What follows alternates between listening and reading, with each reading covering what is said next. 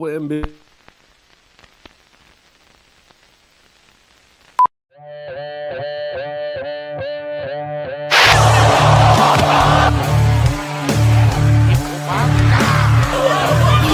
Here we are to talk about professional wrestling. Nobody knows the whole story, so I'll tell you. How about you, Jason? Oh, this is like a murder room. This is great. Lots of black sex magicians out there, right? And look down like, what the fuck? Oh, we're gonna just do it this way and nobody's gonna stop us. I want to show that a real champion has to do things for the community, for your people, for other women. In this business, what you sell is emotions. If you manage to get people invested, you did it. And for sure some videotapes. It's time for another MMN show.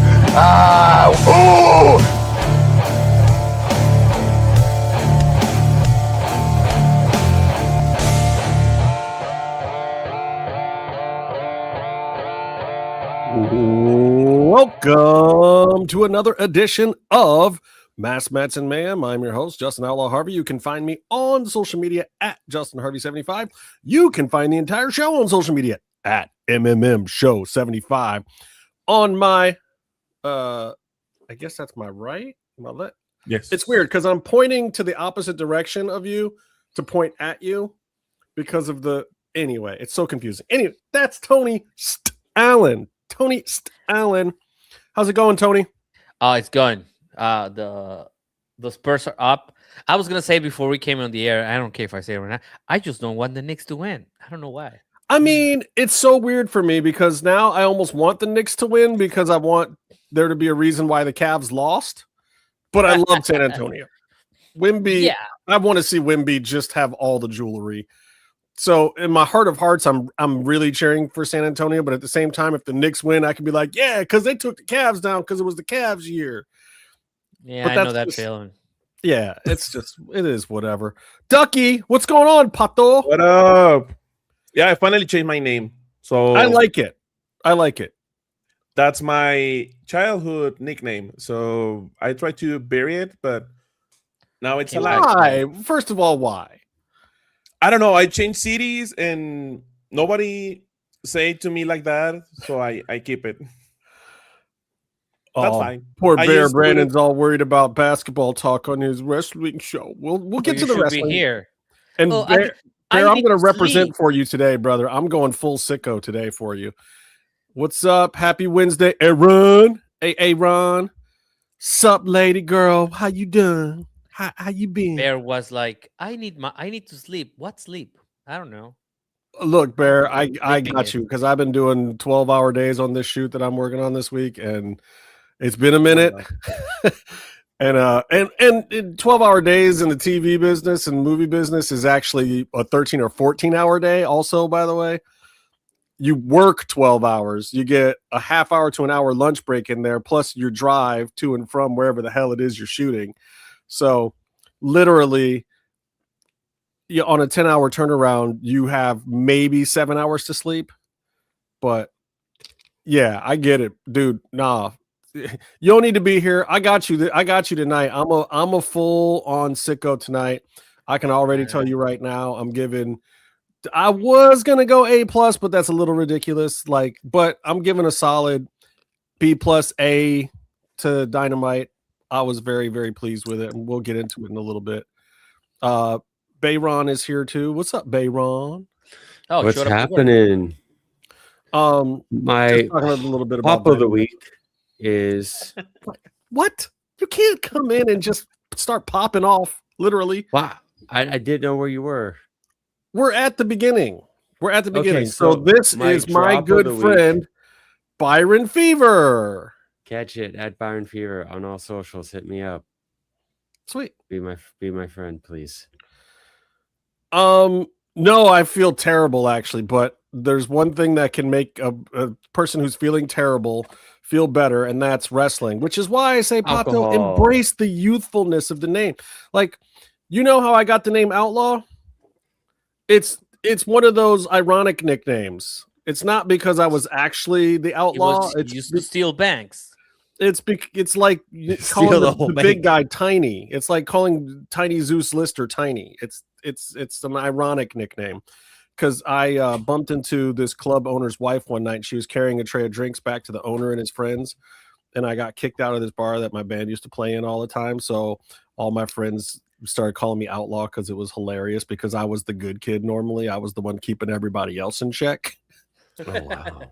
So it's the dumb, ironic nickname. And the crazy thing about it is, so when I went to Full Sail, I took a whole bunch of stuff with me, and my friend Tim, one of my friends from growing up, came with me, and he just thought the Outlaw nickname was just ridiculous. What up, Jade?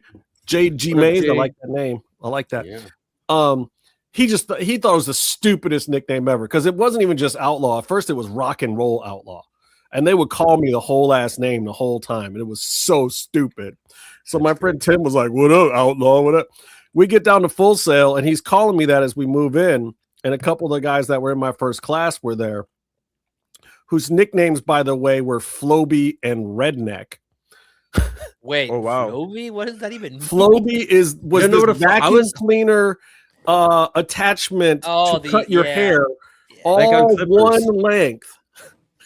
I was just describing a Floby yesterday. That's amazing. These are the only 2 times in the last decade that I use that word. So that I've heard that word. Floby was this white Italian kid from Connecticut and in New York who sounded like he was from Jersey, but he had like the white Italian fro that was all the same length, so they called him Floby. And then this other kid, Redneck, was a redneck from Missouri and was a complete total racist with a Confederate flag and whatever. Ended up being one of my best friends in the world, but that's a whole other story. So my friend Tim calls me Outlaw in front of these dudes.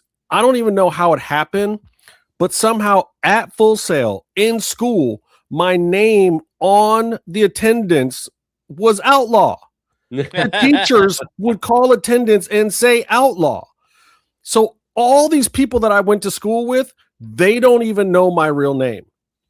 There's people in the music industry that have no clue what my real name is. They just know me as Outlaw. It's so stupid. It's the worst thing ever. But I'm keeping it. You know, so why is it going on embrace that, it, Ducky. Embrace it. Going on that. Weeble. What does Weeble mean, Rebecca? Weeble? Weeble? As in Weebles may wobble, but they don't fall down? Follow-up question. But What is that phrase? When I was in 9th grade, I was using my full name. Is this going to answer So my question? everybody's still calling me Roscoe. And I didn't like that because I thought it sounded like really redneckish. Well, And Roscoe P. Coltrane. Yeah. What about chicken and waffles? Oh, That's yeah. great. But so That's not Roscoe, though. That's Roscoe. yeah. So I can't say it. I can't. You can say like it. that. You can say it. You go up in the back and throw in it, and you put bass in your chest at the same time. You go Roscoe. No, I have a very look at this right here. Language ability. Hold on. Wait until he sets up the camera for wait. Look at who showed up. Who came over here? Who came over here? I got something to ask this man about anyway. You want to do the introduction of? We You already do did the introduction. I'll tell my story about my name later. You're in the middle of the Roscoe story. Okay, I'll finish it out. So Tony Allen came from trying to switch now. and make everybody speak, trying to say my name because last name is saying Orozco. Orozco. Oh, yeah, it makes sense. Orozco. Kind of really hard. Yeah, Orozco. Yeah. Orozco. Yeah, it's Oh, kinda they hard. say So it like correctly. Orozco. Yeah, motherfucker, you're Mexican and speak Spanish. 'Cause They. there's some Mexicans that don't speak Spanish. Huh? I got a lot of friends named Orozco. See, he kills it. He just destroys every Spanish word he comes across. He say it right. Well, we're gonna bring in somebody that does speak Spanish if he can get his camera to stay in one place. All right, you ready? Just give a thumbs up, bro. All right. You're gonna do the introduction. I'm not doing you gotta do it. You do the introduction. You right. always. Oh my He's God, always like, guys, I want to do the Daniel, you introductions. do How the come you always get to introduction. do the introductions? I want to do it sometime, so you get to do it this time. It's your boy. All right, we're gonna bring in the craziest American to ever come to Mexico. He is beloved and hated at the same time, and he had one of the best matches, by his own words, in his career here in Monterrey at Riot Lucha. Ladies and gentlemen, Gringo Loco. Como están? That's good Spanish, right? That is good Spanish, yes. That is better than Justin's for sure. He can say Orozco. Yeah. Mm-hmm. Yeah, he probably can say Orozco better than. Come on, bro. It's easy. It's Orozco. Orozco. There you easy. go. Orozco. See, he got it. I love the shirt. I got it. Oral scope. I got it. I got this down. Oh my God, Horoscope. Justin, No. we got to kick him off the show. What?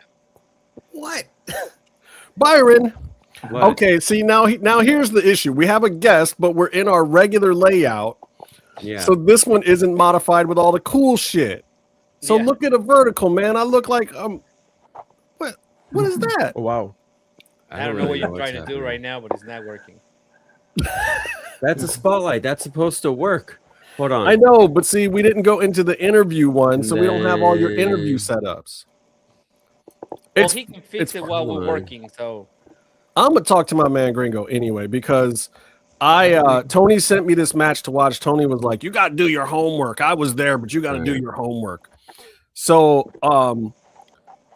I'm gonna jump right in and try to describe this for the other Gringos watching, not the Gringo Loco.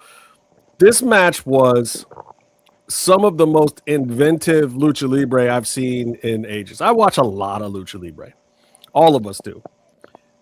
There had to have been 40% of the moves in this match that I don't know a name for because they didn't exist before this match, to my knowledge. I don't know exactly how you guys did this, but first and foremost, run down who all was in this crazy match that you did in Riot Lucha Libre. Yeah, man. So for the crazy good guy side, it was a guy that I've been wanting to work since I've been seeing his clips for about a year. It was Sonic. I think he's 18. He's still in high school. Wow. Is he 18? Wow. He always posts these clips from this little arena. He's got really good bases there, and he's doing some of the most innovative stuff I've ever seen. So to know that he was going to be in the same building that night, again, this match was not called beforehand. Like I didn't know who. That was going to be my question.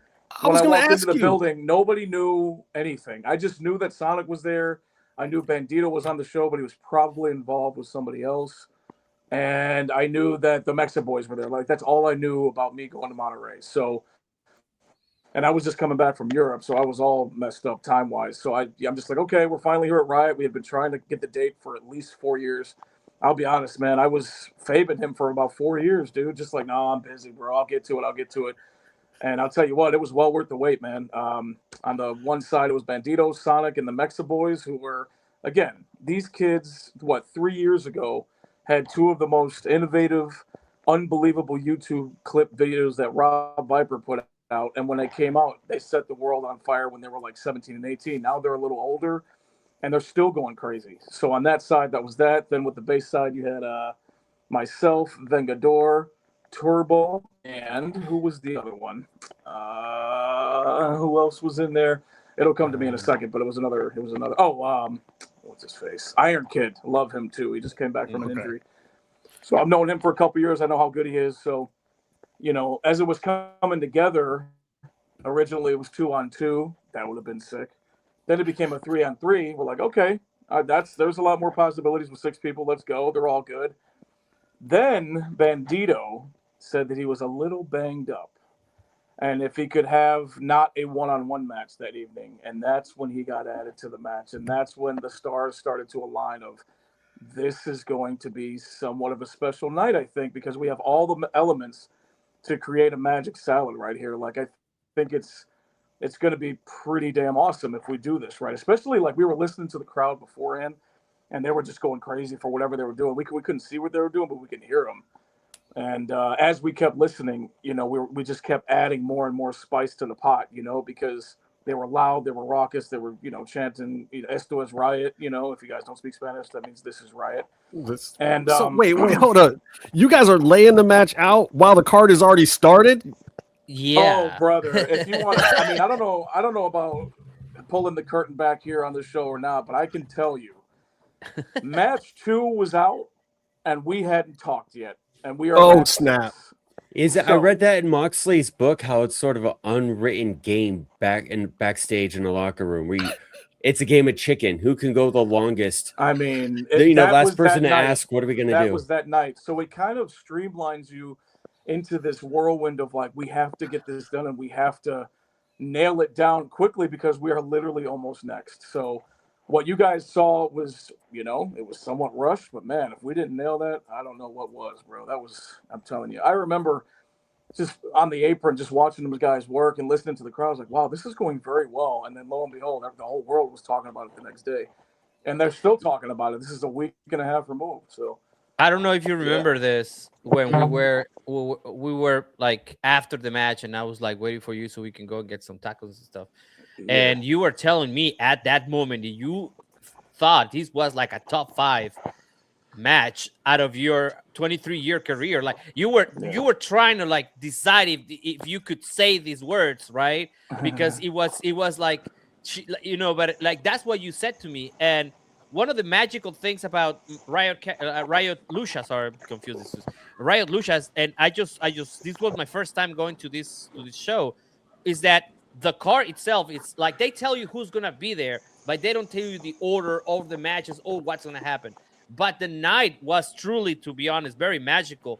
For me, when I have like a second women's match and people are hot during that second women's match, I am ready to something special.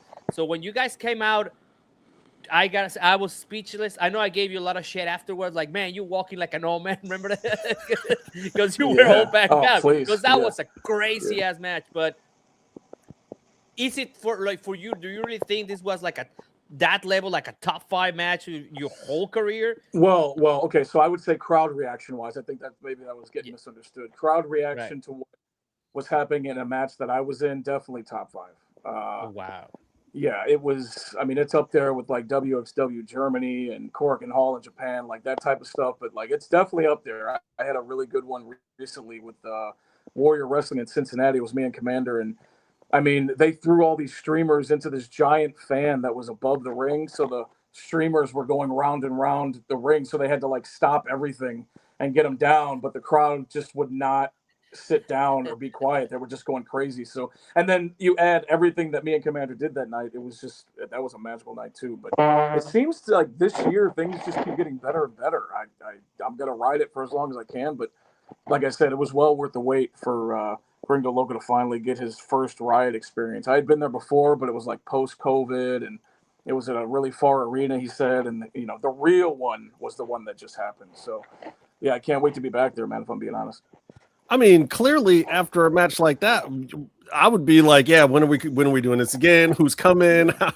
How do we get another one of these in the books? So before we get into kind of the reaction on this side of the border, which already tells you how this match is translating, but and I do want to pull back the curtain a little bit, because this is what, a 34-minute match or something? You guys are setting it up on the fly. You got 8 people in there, a lot of moving parts. Like, are you guys calling a lot of this on the fly, like just kind of setting up who's in, who's out stuff? Or are you guys really doing the Kenny Omega script on this shit? Like the whole flow? It's great. I mean, there's nothing called on the fly. There's a lot of risky stuff that we were doing. So we did have a little bit of an advantage. So with me and Bandito kind of captaining that whole ship and putting it all together in the pieces in the right order or whatever. On top of that, me and Vegador were very familiar with Noisy Boy and Spiderfly. We had done some stuff up here in the States. We've done some really cool spots with GCW that we kind of recycled and made a little more sense of it. But a lot of those guys, like Turbo, clearly with Sonic, had like some really awesome moments, but they work together all the time. I think that's what they said. If they didn't, and they're doing that stuff for the first time, that's pretty incredible too, man. But the Mexican boys and like Iron Kid are always working together. Like they train together. They know each other's ins and outs. And I've known Bandito for years, so like just listening to him and his vision for the match combined with my craziness and just ideas that I've always had cooking on the back burner. It really came together nicely, I thought. But okay, we're talking like a triple stack chicken fight with a sunset flip. Like who is in the back going, they did a destroyer hey, let's try off this. Of that. That was Yeah, so- insane. Like, so that do you is come up with it actually- in the ring? No, that's recycled. So that I went to Wow. Bandito and I said, hey man, we have all the elements again, and you have to let me know if you want to leave this as a part of history because it was perfect, or do you want to try to do? We didn't do this at all before the show because there's no time. You know, everybody got Right. there late or whatever. But I'm very confident in what Bandito can do and what I can do. So it's actually a recycled idea from the first GCW Hammerstein show. We nailed it perfectly in New York City. So I asked him if he wanted to try it again without trying it before the show, and he said, you know what, we can do it. And, you know, it's a lot of risk doing it that way. Looking back, I wouldn't have tried it without trying it beforehand because it kind of toppled. And, I mean, it looked gnarly. Like, I got knocked in the head pretty hard on the bottom of that. So it looked cool enough, but wasn't 10 out of 10. But again, I mean, that's not what Meltzer thought, right? Meltzer thought the exact opposite. He thought it was a 5-star match. But No, wait. yeah, it's a No, recycled he idea. gave you 5.25, which, That's right, by that's the right. way, That's is what the my new highest shirt- my new shirt. rating that Yeah. any WWE match had gotten before the El Grande Americanos match. But you got it the Wow, same that's week as the incredible, Americanos yeah. match, right? Like, it was, Yeah. you were in the company of the best ever WWE AAA match. I mean, WWE match. I don't want to. And then also like one of the best ever AEW matches ever. And then you in the same breath, your guys' match at Riot Lucha. Like, that's insane. I mean, who you telling? I'm saying the same thing to myself. Like, wow. I mean, Yeah. we went out there and we did our job, right? And to the best of our ability. And we made sure everybody was safe and all that. And that's a number one element for me and Bandito. But, you know, those kids are young, hungry, ready to do whatever it takes, right? And Bandito and I might be a little more reserved, but we're still there to, you know, steer the ship and command what we need to do to make sure the match comes out perfectly. But like I said, there was a moment where I was like, you know, these people are going absolutely apeshit around me, and I'm just like, damn, this is going very well. Nobody can mess up now because it's going so well. So, you know, we tried the best, our best to do that, and I think it came off pretty awesome. I have a question about that. You said because it was going so well. Do you ever get to a point like mid-match or somewhere in the middle where everything is clicking and you get a little bit of hesitation of thinking, well, now you really can't mess this up? Yeah, it happens all the time. So I used to work with a Laredo kid a lot back in the day. So he would always tell me, you know, the match starts at 10. You have 10 points. And every time there's a hiccup or every time there's a little deer in the headlights, you get a deduction, you know, and then you come out and you go to the back and you say, yo, you probably give it a 7 out of 10 or whatever. And he would give the reasoning for it. So that's how I go in every match now. I mean, this is going back 10 years that me and Laredo used to do this. So, you know, if you don't have any hiccups and it really does flow from beginning to end, I mean, you should be getting 10 out of 10s all the time. But you're working with other elements, especially with other humans in the ring, and they're all killing it. Of course, you're looking at yourself like, okay, well, I can't mess this up. So, because you don't want to get that deduction, right? So you just kind of make sure whatever you have coming up, you have to fully send whatever it is that you're doing. So I think everybody fully sent everything they had, man. Like you said, there were so many innovative, different things. I mean, if you look closely when Sonic is in there doing some of his stuff, I am literally marking out in my corner and in the heel corner. So, like, that's how you know that, wow, this is awesome, you know? No, yeah, that guy was a revelation. it's crazy. I mean, I've never had seen anything of him. I think Pato here told me about it, but it was I know him, but I never see. He is a complete revelation, and I'm, you know, I was saying this, like, if he is in the market, somebody should get him because he is gonna do some crazy stuff in somewhere important. And you know what the beautiful thing about wrestling is that I know his abilities through social media. I had never met this kid. He clearly knows me somehow, probably through social media. And I looked at the kid. I was like, hey, you know, they're doing all this crazy stuff. We should probably like put an exclamation point on it. Would you just dive to a head scissor to the concrete floor without ever doing it to me? He's like, see, Jefe? He's like, yeah, boss, no problem. And that was literally the only interaction I had with him. Like, that's insane. Like, I've never met this kid. And I was like, would you mind risking your life on a slab of concrete and just trust me that I got you? He's like, yeah, bro, no problem. Well, I have a video here that I would like to play. So I know that you mentioned like it wasn't perfect, but I want everybody to see the people's reactions on this. I'm gonna try to put the video here first, see if I can just upload it. Well, we were at the second floor on the we were at the venue, balcony. Yeah, and we felt like the whole place was about to collapse. Everyone started to jump. I don't know, like it was crazy. You can feel all the I don't know how to say that in Spanish. The containers is built around containers, so felt like they were shaking because people were jumping and were screaming. It was really, really something on that moment. yeah.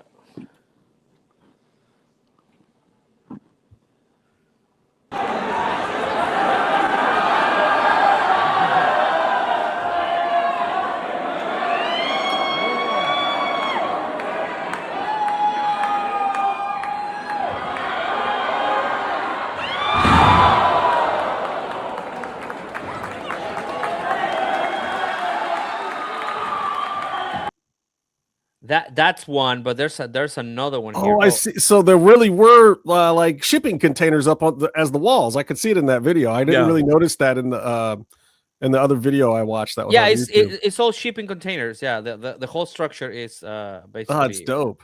Yeah, I've never been to this arena. Like I've never been to Riot, but I've never been to this place in particular. And the atmosphere, it was amazing. It was, of course, like the night before. So there was a lot of people that they flew in from different parts of Mexico and some people from the United States because we met people from the US that came in just to, watch these shows. Because now it's like a thing in Monterrey. There's a big date and then they do Thursday to Sunday shows. So, yeah. You mean like what Tony Khan should do when WWE is out of town for WrestleMania next year? Okay. Yeah, definitely. Absolutely. People from The Crash was there also, and other companies. I don't know if we can mention. Is that why? Well, I'm just wondering why Dave got his hands on this show, why Dave was looking at this show. Did Rob Viper send it to him? Did Tony send it to him? Like, who sent this to Meltzer? Because I was surprised that Meltzer... I wasn't surprised that he gave it a 5.25. I was surprised Meltzer was watching the show. That was just cool. Yeah, he got it later. I would assume it was Rob Viper for sure. He got it. I think it was he got it days after it happened. Yeah. Yeah, he got it on a Wednesday after. Yeah, because that's what he posted. Yeah, he just saw clips. Yeah. I have this other video. This one for me. It is not because Gringo is involved in this. It's just to me it was probably the craziest. This is the one that Tony showed me first, and he was like, "Dude, you got to check this out. You got to see what Gringo did down there." I still cannot believe you guys did this. Oh yeah.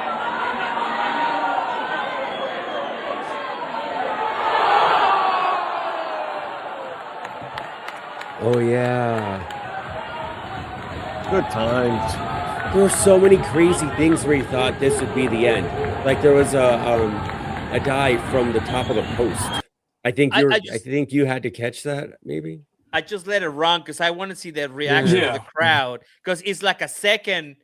It's like a second after everybody's like, "Oh, are they dead?"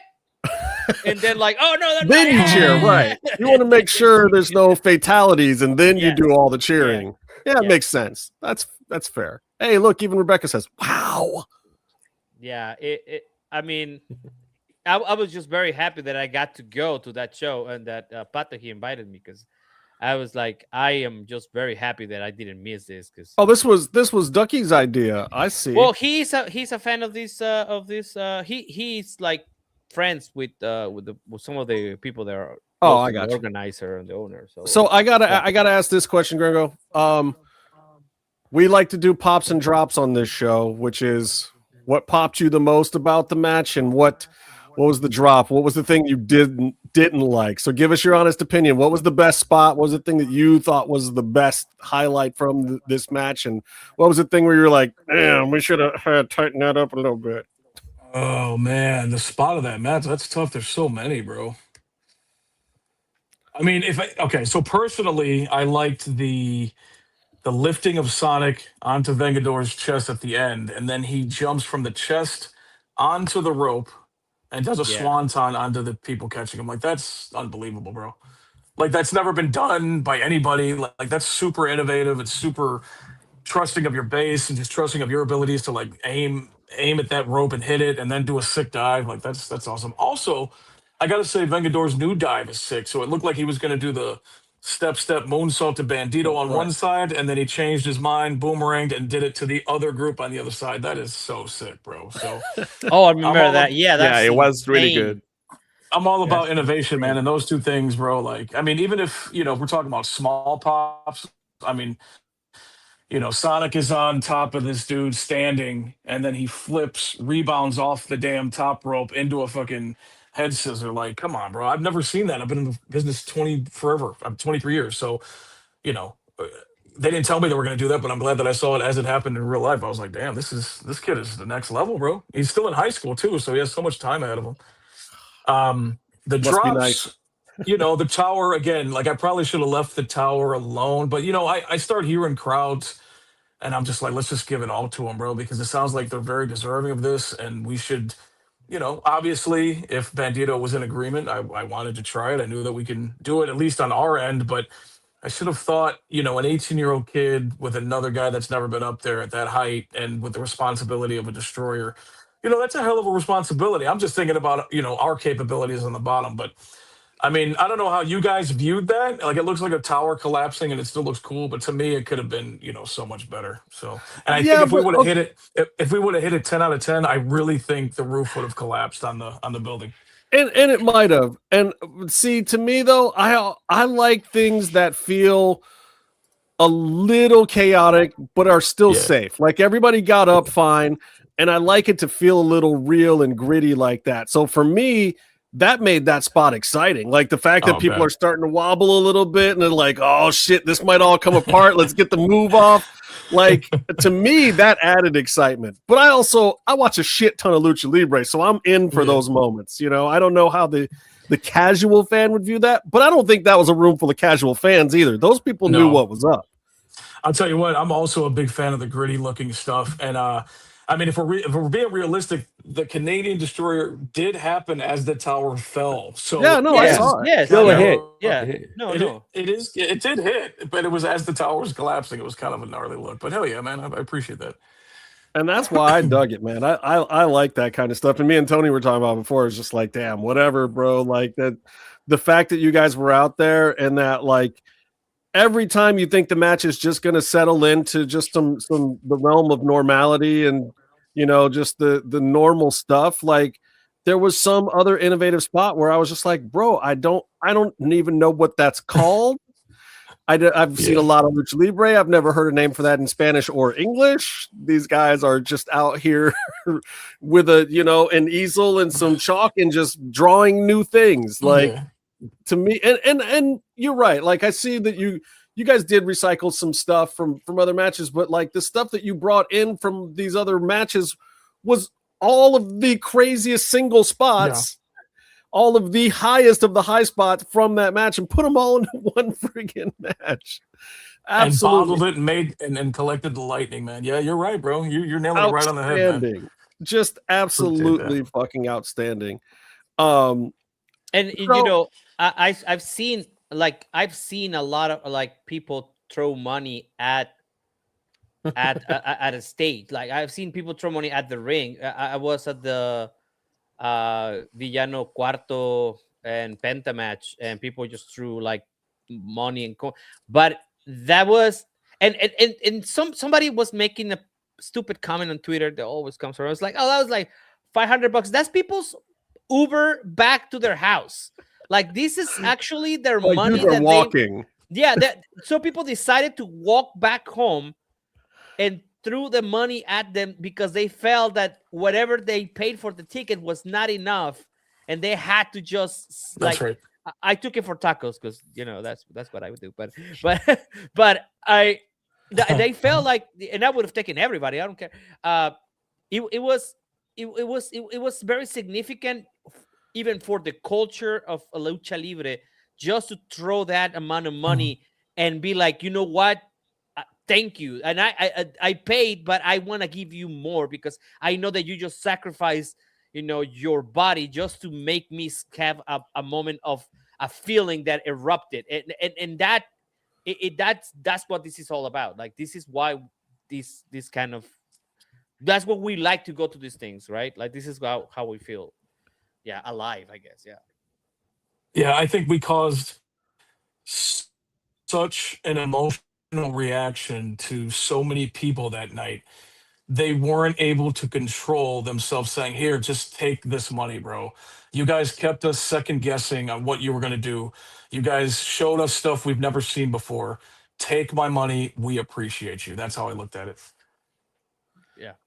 It worked. And I think that also translates up here because you are getting the buzz. You're getting the word of mouth. And that in wrestling is everything, and that's kind of the realm this show has always lived in is the word of mouth, like passing it on to other people, letting people know about what the cool stuff out there is in wrestling. This is one of those moments, but man, we're not even on the cutting edge of this. Like I know a lot of people that are talking about this match here stateside.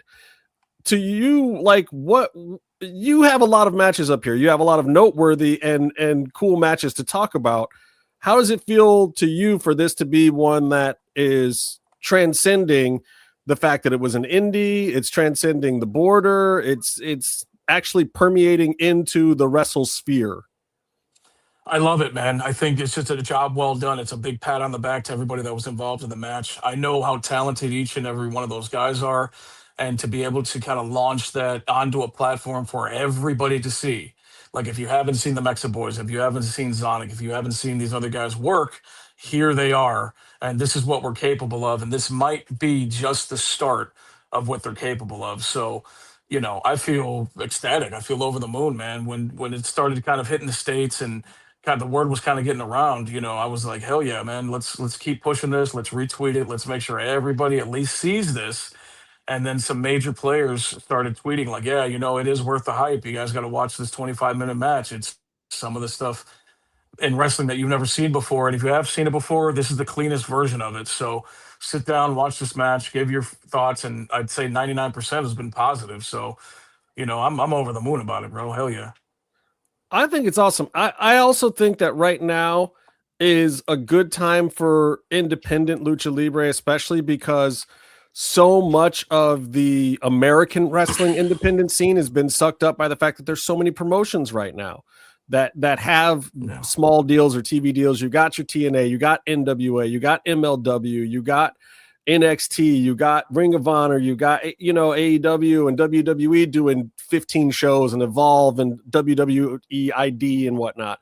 So it's like there almost is no indie wrestling on the American side anymore. It's all affiliated in some way, and there's still some great indie kids out there, but I'm discovering that there's this new batch of lucha libre people out there that are really starting to turn some heads. And I think that if you're looking for great independent wrestling, lucha libre is one of the places to look to right now, especially because the American side of it has all been sucked up and eaten up. It's still pure on the lucha libre side. You bring up a great point, man. I feel that specifically and the promoter are just wanting, taking care of the actual, not dying.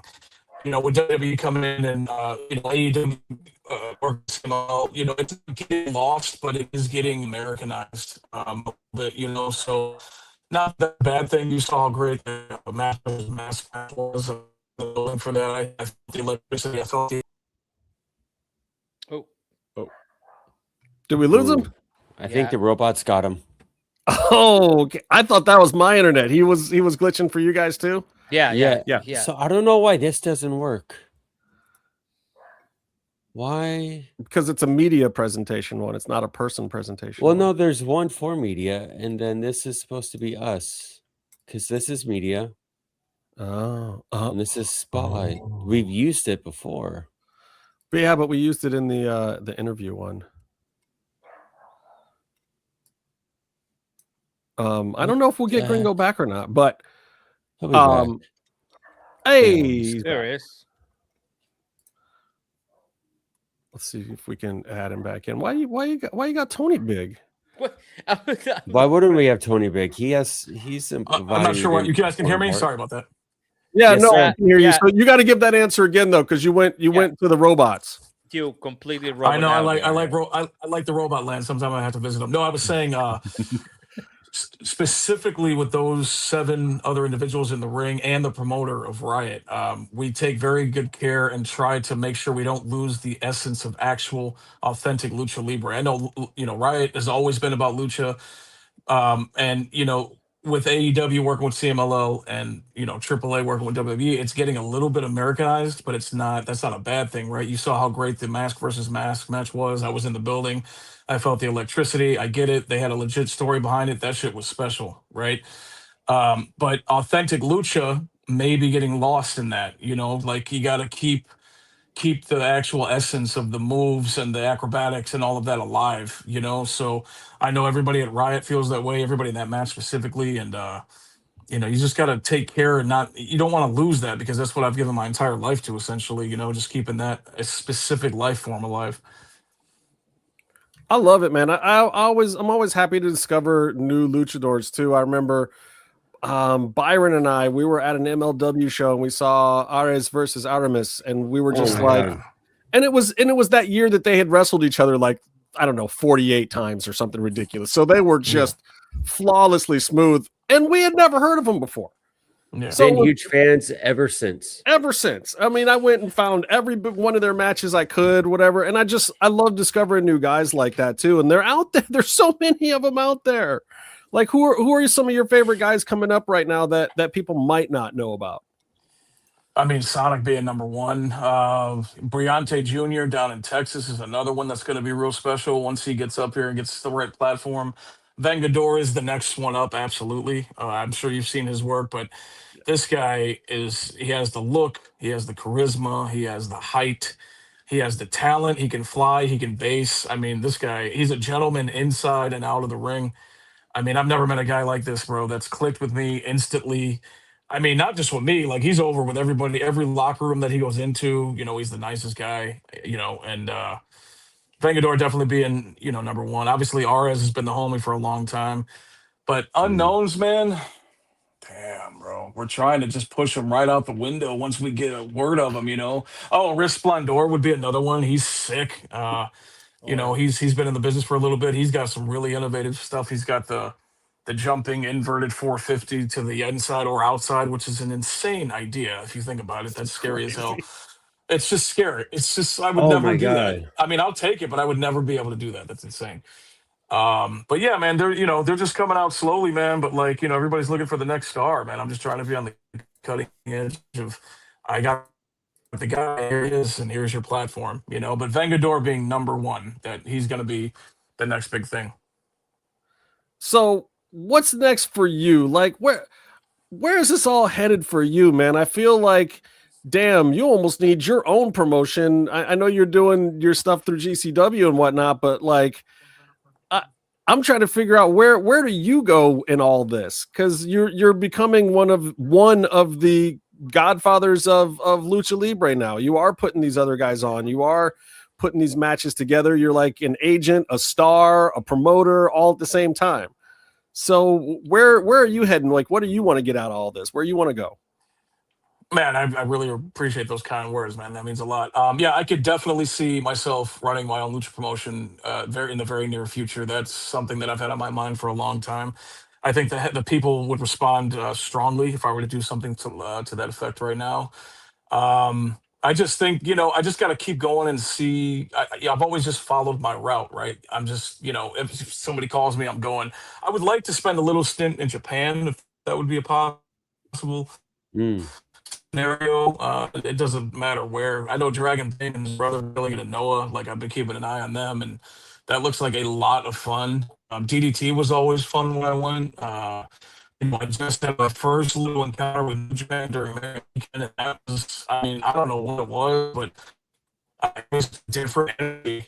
I felt like I was on that, and the booker of New Japan, and it went really well. And tagged with Janela, and I thought it was a really good match. And I was like, wow, that it put a fire on me for sure. Just getting a little taste of New Japan. So everything about Japan I love, so that would be kind of cool. And just continue traveling the world and to the guy Lucha Libre out and is trying to give and those if else bigger comes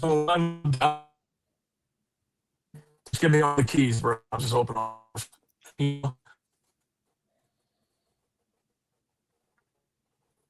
Okay.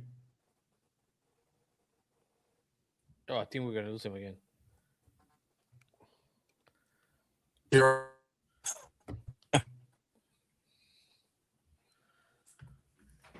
No, I think yeah. Yeah, we can't hear you. No, I think we're gonna have. Oh yes, we lost him. Yeah, I'm actually gonna text him right now that we're kind of losing him. Well, I'm very happy that we got to hear him talk about this match. It was so great because I think there needs to be a lot more exposure for this particular growing lucha libre style, because like I know he says that he doesn't want to have that Americanized version of it, but however I do want to have the Americanized exposure that it comes with that other part, right? Like I want all these people to see all this talent. I mean, I didn't know that Sonic was 18 years old. Of course he looks very young, like I just didn't know that he was actually right in his teens, but yeah, this was a great. I'm very happy that he got to share that part with us. I know he was very excited when we were watching the when we were coming out of that match. I know he had that crowd reaction. It was probably one of my favorite matches to witness. As a fan, I was able to disconnect. I was worried about every single one on that. And I was very happy everybody was okay. Because if you go back and look at it and you are live, it was pretty fucking demented. Like it was insane. Yeah. Right? Like it was not your run of the mill match. It was let's put everything on and see if we can come out alive out of this match. But there's also a certain way to do that too. Like I'm an ECW guy. Like that was my main thing. But at the same time, when some of these other promotions do the hardcore thing and do some of this other stuff, like it's not the same, man. ECW wasn't just trying to kill people. Like it wasn't death matches. It was extreme rules, and there was a level of risk to all the matches, and guys were doing crazy spots, but they were doing it for the same reasons that you just heard Gringo Loco talking about. Like they were feeling the energy from the crowd. They wanted to put on the matches. They wanted to, live in those moments and do risks that felt worth it for that moment. And you even heard Gringo Loco right now say like, okay, maybe we shouldn't have done this or that. Like maybe one. I like that honesty too, though. but how do you know? And the whole thing is, it's better if you don't know because of the fact that you're in the moment. Now, if you're in the back and you're planning a bunch of harebrained crazy shit on a show that doesn't have any heart, doesn't have a real point to it, the crowd isn't hype, it's a blow-off match that, isn't, your boss is not even watching at the monitor, you're like, don't. Like, what you're wrestling for Meltzer stars on a match that he's not even paying attention to? Don't do that, But if you're going to do it right, do it at the right moment, get the actual Meltzer stars, get people talking about it, but do it at the right time. He was been trying to get into this promotion again for a long time, so it makes sense for Gringo Loco to go in there, show out, have the boys and Bandito come through and do stuff, Yeah, where were you at, Coma? You could have came through. Actually, I thought you wanted to do this interview. Yeah. Yesterday, I was at the Riot Lucha live. It was you can say like the owner of Riot Lucha who did the live. He said that he spent around 1 year, with Gringo 4 years to make this match. because someone canceled, someone changed, someone wasn't available, and actually the name of the show was This Time Right Without Changes. That was the name of that show. I think the better translation is this time we got it, hopefully without changes. Yeah. Right. Yeah. Sorry. Yeah. Hashtag y'all better show up this time. Yeah. Because even look what happened when you got the right people. Even after the show, I know what Coma's doing now. Oh, it all makes sense. Well, I actually we got a closer game than we expected. Anyways, so I think at one point is like, well, I want to wrestle you for the title. I think it was Vengador. Who was it? Vengador. Because Bandido is the champion, and I think Vengador was like, well, if you show up, sure. So, yeah, it was amazing. It was not only like an amazing match, but for me, and I think I said this the week after, for me it was like, well, we can have this high level quality match like this in an indie in Monterrey, Mexico, right? Like, you don't have to fly to Mexico City, you don't have to like go to Guadalajara. You can just do it here. For me, it was like, oh wow, I can have this at home. This can be my home promotion that I can just go to every time I want to see a great match. So I'm very happy that that happened because of the match itself, but also for what it means for future events that they can go to right here where I live. Well, while we're still kind of in the Lucha Libre realm, I was gonna bring this up later, but I'm gonna just throw it in now because it makes sense transitionally. So I've been seeing all these comments of people talking about Undertaker being the best Lucha Libre booker of all time. He's gonna get somebody else fired. Well, the commentators are even saying that. Remember yes, the crowd died. But let's put this into perspective for a moment. Let's look at, even if you're going to give it to AAA, okay? Antonio Pena, when he created AAA, after being a CMLL worker himself, creates AAA, whatever, and within a few years is giving the WWE of Mexico, which at the time was CMLL, more than a run for its money. He's putting these dudes on blast by putting on bangers, bringing in big names, paying more money, going to cooler venues, doing all sorts of out-of-the-box stuff. And that initial run that Pena had was insane. And then I know for a fact that what you are getting from AAA right now was the vision of Conan and Dorian Roldan from 10 years ago that they slowly brought to fruition. They tried it first with Lucha Underground, but there was a lot of other people involved. And Lucha Underground was great, but it wasn't what they were going for. This is exactly, like to the T, exactly what Conan described to me when I was trying to help him out with the Azteca Underground thing. He was like, if this doesn't work, me and Dorian are talking about some stuff. Don't worry, man. We're going to do this American thing. I promise you, eventually this is going to happen. He told me all about talking to Vince McMahon about this a long time ago. Conan pulled this together.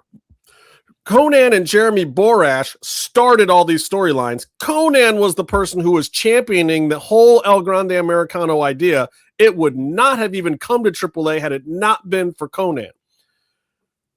All The Undertaker did was continue correctly what was put in his lap. Borash was going more of the production side, wasn't really one of the boys. Everybody respects him, but at the same time, they're like, no, let's put some weight behind it. Like, it works to have a big name. Like, it worked to have Regal at NXT before. It works great to have Shawn Michaels there now. It worked great to have Triple H there, him transitioning into the big boss seat. Like, this stuff works. Like, even Antonio Pena that we were talking about before, he was a worker. Everybody knew him. Everybody respected him in the back. He played a little rough around the edges politically, but whatever. A lot of guys did. But so it helped. Yes, bringing Taker in instead of Borash made sense. Conan had his issues, as everyone now knows. Thanks, Vince Russo. So, but at the same time, it was a handoff. We cannot call The Undertaker the greatest Lucha Libre booker of all time. At least not yet. Maybe he will be. I'm not even trying to take anything away from Mark. Okay. Let's, if he does this kind of thing next year or 2 years from now, if he pulls off another big one like this on his own that was not handed to him, I'll give him Booker of the year or the century or Lucha Libre history, whatever. I'm not afraid to give it up to the man. But just because the greatest match happened right now in Lucha Libre in a while, the Villano 4 match was probably up there also, like, being realistically, there's other matches up there. You just haven't seen them. I can't believe I've been to those. You just haven't matches. seen them. Like, yeah. I can't believe that I attended both of those. Look, you got lucky, man. I'm still. I got really lucky because I even got invited by Penta to that one. That's the craziest part of it. I can't believe I got to see 2 of the 3 Jerry Lynn Rob Van Dam matches and Cody finishing his story, being at that WrestleMania when Cross got his WrestleMania moment too. That was fun for me. But like, sometimes you get lucky. Sometimes you're just at the big one, But God dang it, man, Undertaker is not that guy yet. Yeah, and I think a lot of people. Fine. We'll go along with that because Pato and I will probably disagree on this, but because we've been entertained by the Undertaker card, it's a good meme. So who takes it right now? Who is like is it just like 15 people on the back, and then because whatever it is, and this is the thing, it's working really good. AAA is working better than anything. Maybe AEW is getting there. We will talk about this show, but AAA is just no. The AAA show is great, but it was also great before Undertaker was even there. Well, they also have like a. Oh, sure. Go ahead. Go ahead, Biden. I was going to say, I mean, they also have a benefit of their broadcast over everyone else, where it's an hour-long show. Historically, hour-long shows are great because they're all my favorite. If they're mediocre, if it's a mediocre episode, you want more. You're still hungry at the end. NXT, when it first started, hour-long, awesome. Rampage was the B show for AEW, but that still, it was Friday night, but it still didn't feel like a waste of time. It was only an hour, These my 2 favorite wrestling shows of all time are ECW Hardcore TV and Lucha Underground, 1 hour shows. Lucha Underground, 1 hour with arguably the best wrestling series of all time. And these AAA shows feel like you get done and you've been through a lot, but you still want more, and I think that's great. But I also think the whole like Undertaker trying to figure out where does he lie in what's happening, how much is he involved. Obviously he's going to start small and then he's going to start like helping suggest what people do in matches.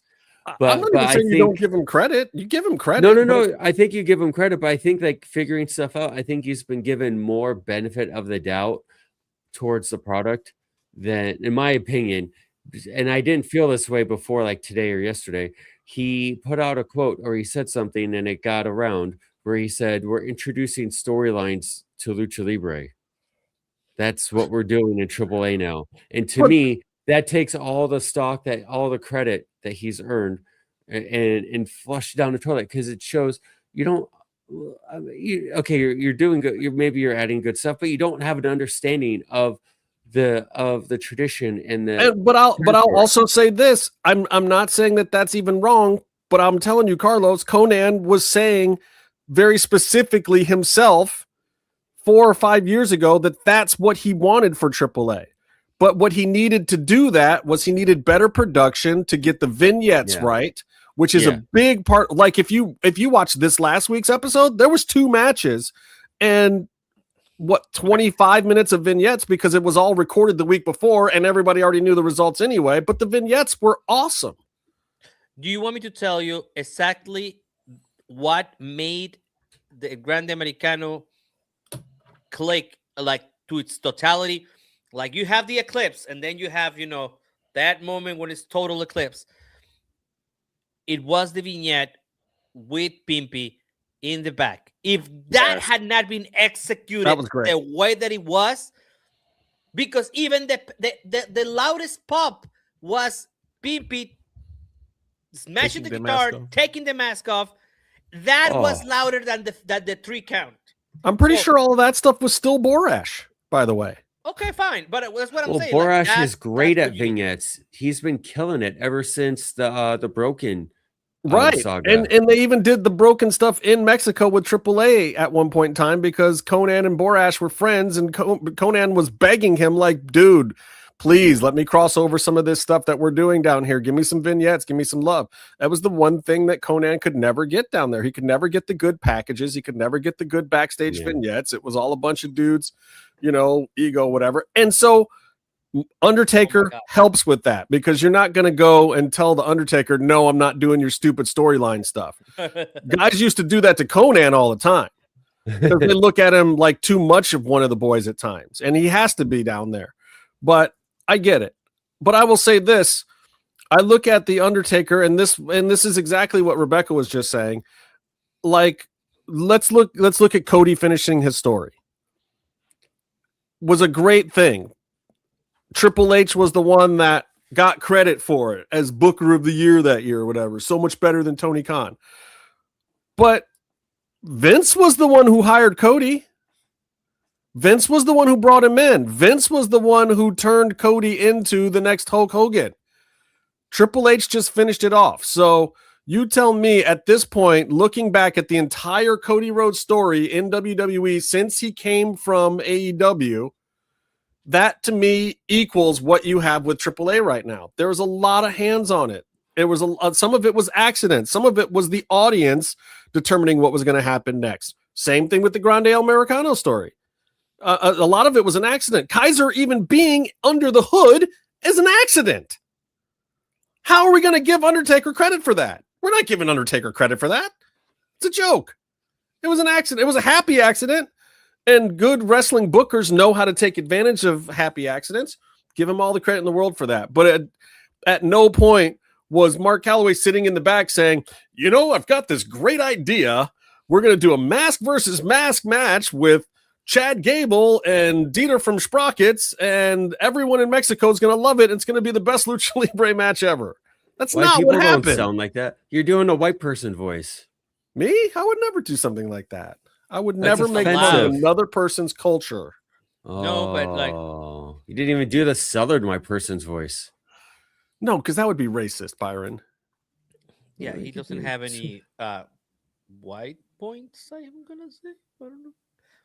Anyway, I just had to rant about it because every time I see it, I'm just like, please. Of course, everybody loves fine. You just okay. So if the Undertaker gets fired, we know whose fault it is. Let's go to the next topic. Okay.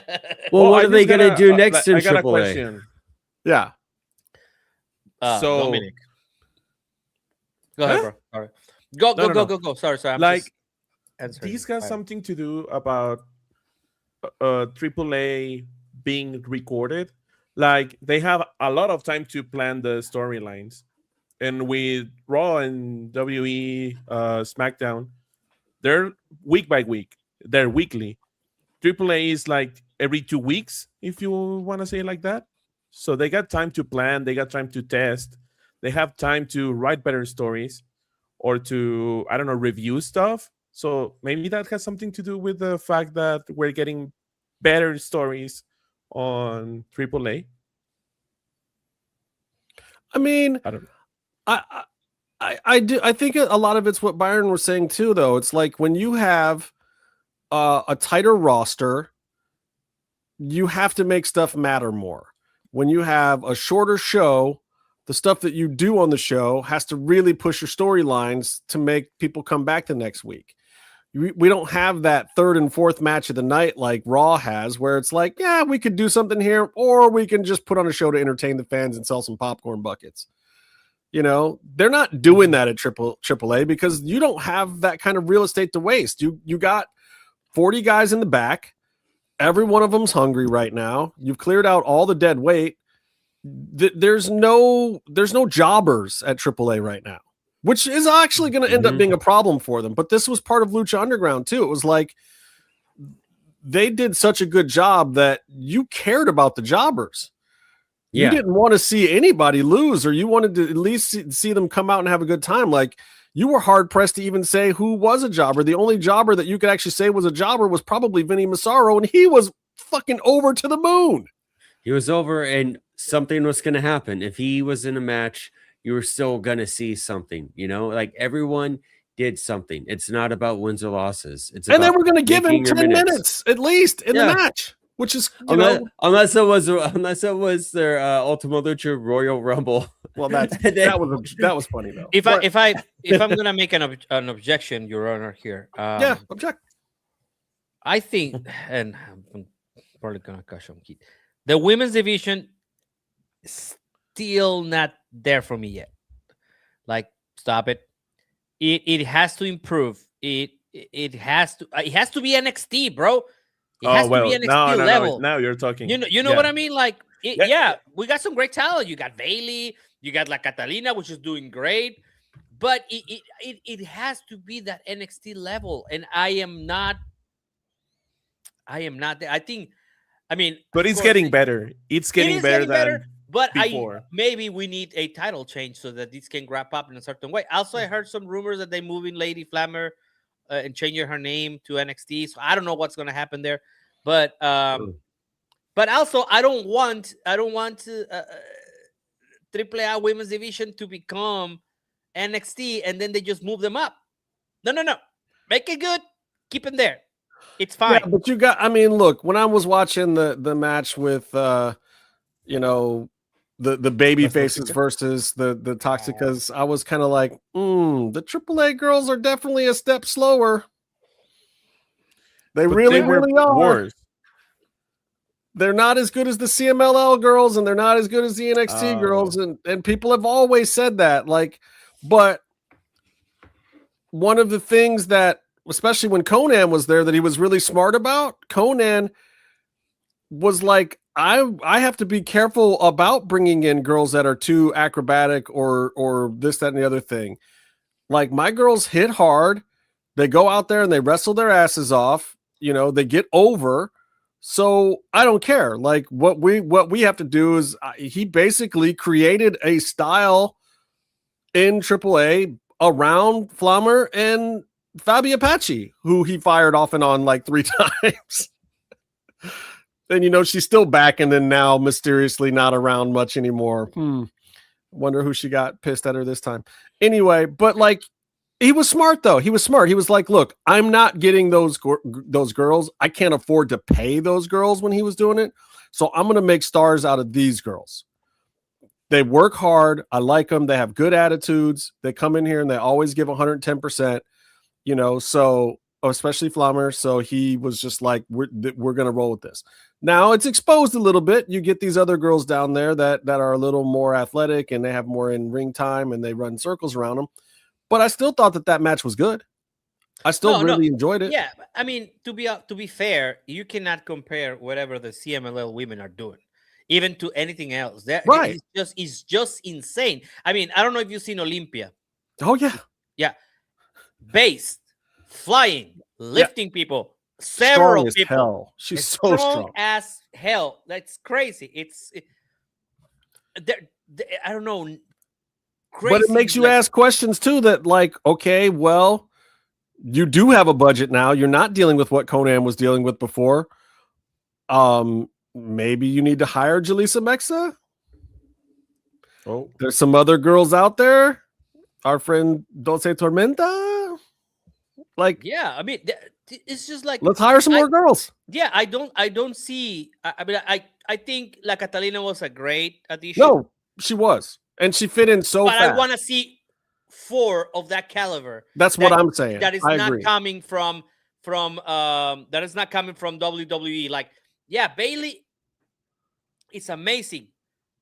But first of all, are we sure that she's gonna stick around?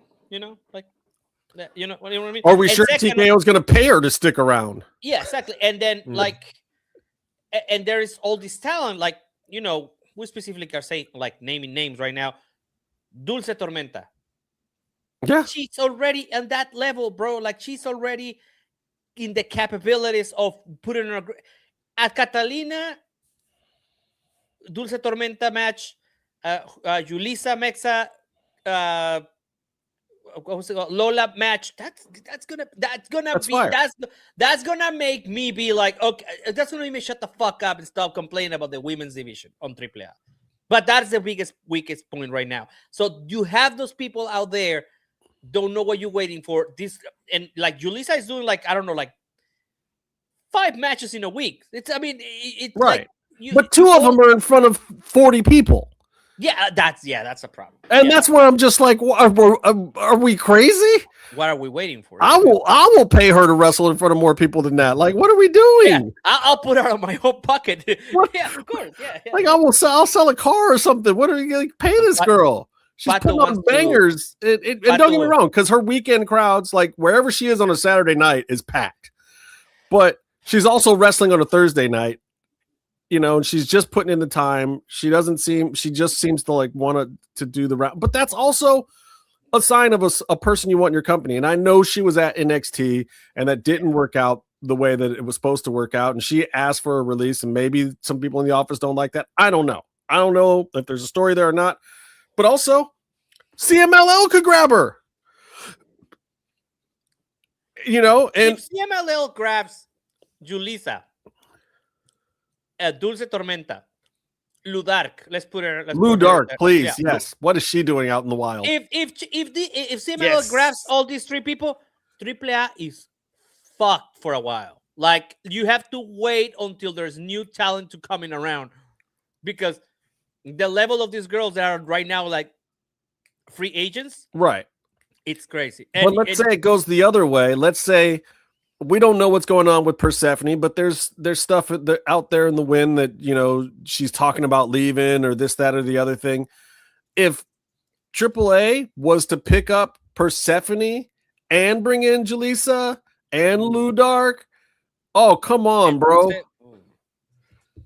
They would kill overnight. They would be able to compete with Olympia and Thunder and whatever CMLL's doing right now. Like, yeah.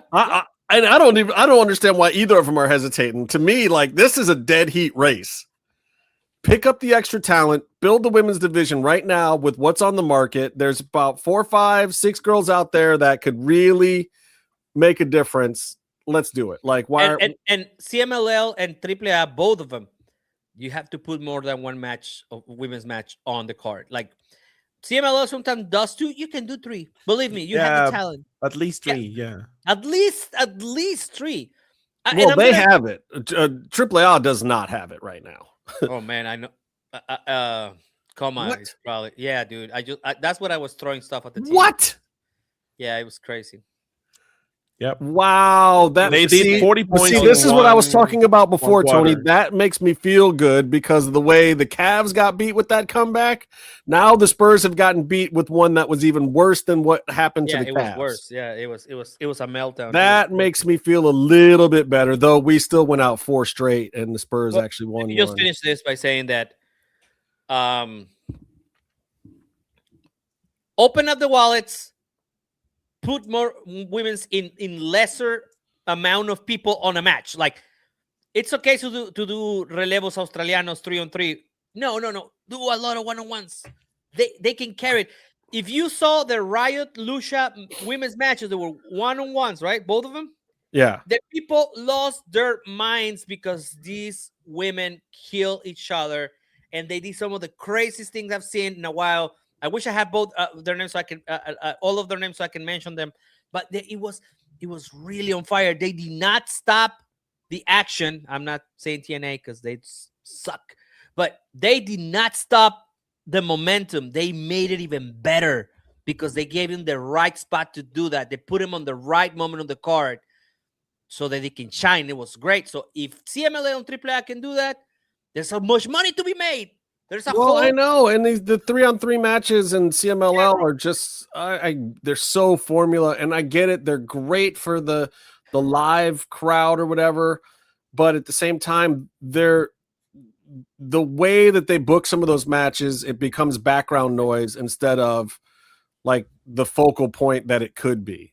Like it's not hinging the middle of your show into this big moment. It's just kind of keeping your show going.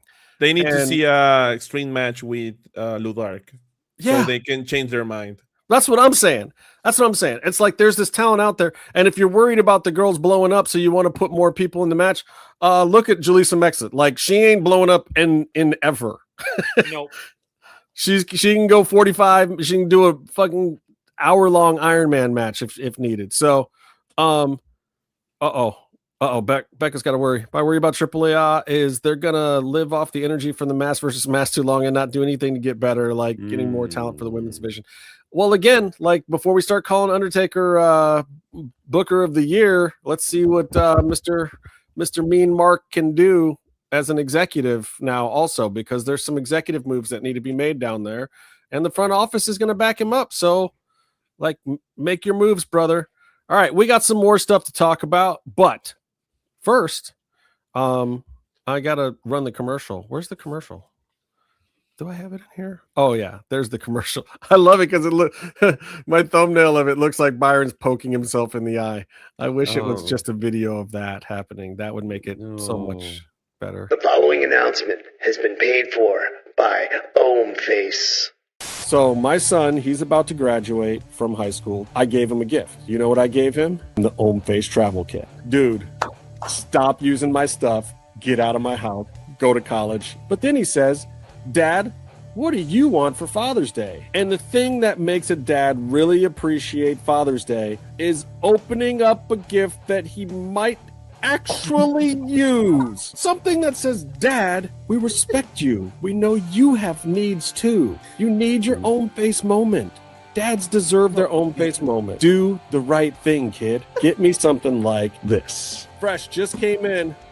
The 24K Golden Hour Eye Mask set. You get 6 pairs in the box. Dad's gonna love this. Oh, hi. So I'm going to do this right now. When you're going to use one of these things, you want to wash your face, and then you spray with a toner. That's 1 and 2. The 24K Pure Gold Dermatologist tested. It's powered by patented K-Beauty complexes. It's sensitive skin friendly, medical grade patented hydrogel. It's intensive hydration and soothing effects for your face. Did you guys see this pro tip? You store the mask in the fridge for added cooling effects for best results. By the way, this is a Korean skincare company, just to remind you guys. It's that K-Beauty technology in the Face, y'all. I got him on the whole show. Computer set timer for 30 minutes. But you can just do that? Yeah, bro. Haven't you ever seen Star Trek? Just go to the website, check it out. It's omeface.com. That's HOMMEFACE.com. Use our code MMM20 and you will not regret it. If you're just getting started with Face, go for the travel kit. They also have anti-aging stuff. The Trios kit. The face wash, toner, and moisturizer. Perfect combo. Still use it every day. They got something for everyone. If you don't get your father something nice this year that he actually cares about, it's on you. If your father whoops your ass, it's on you. My son uses the Face. I get him the Face every chance I can for a gift. I got it for his graduation tomorrow. Get me some. You got a month. Figure it out. Scrape together. Get your summer job, man. MMM20. You even get the better discount because your dad knows things. Your dad's got the hookup. The little shithead got me a Yeti mug.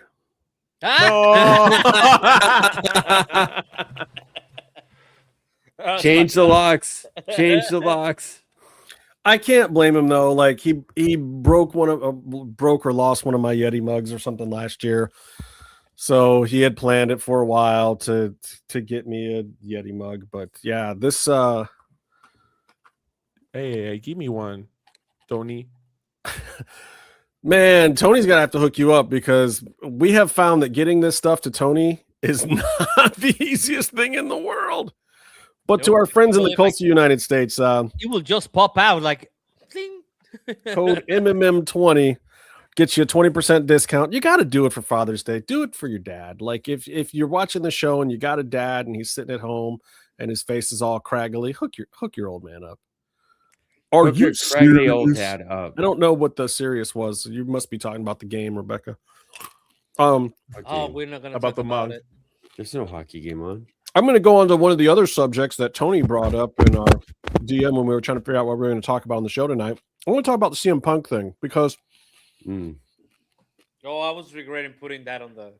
Yeah, but I was just thinking about some more. Like, we've talked about it before on the show that CM Punk has this legitimate 100,000 fans that pretty much follow him anywhere, right? Oh yeah, yeah. That's I am. Look, Yeti mugs are nice though. I'm not gonna lie. Like Yeti's not a sponsor yet. They're putting the yet in Yeti. But I was hoping for some own face. Good news is I got 2 kids, so I'm hoping the other one comes through. She knows the code. So we were talking about this 100,000 CM Punk fans that you can see migrate with him from UFC to AEW to WWE. Like they go with it. He's got a built-in 100,000 eyeballs to turn him on.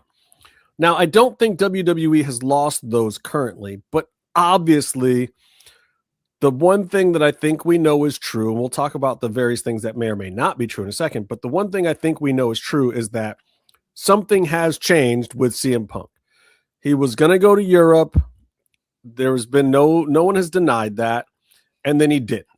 Now, what I had heard a month ago or so when they were talking about the cuts, what I had heard, and not necessarily the most credible source, not somebody that necessarily should know, I heard it from a few people though, was that CM Punk volunteered to potentially take a cut for a little bit of time off and to not have to do that tour. He wanted to spend some time with AJ because think she's got some stuff going on, and maybe there were some other projects, and just he was like, yeah, maybe it'll save somebody else a job. I'll take a pay cut for this year, not like a cut off his contract, but like a hey, give me some days and you don't have to pay me for them as long as I don't have to work them either.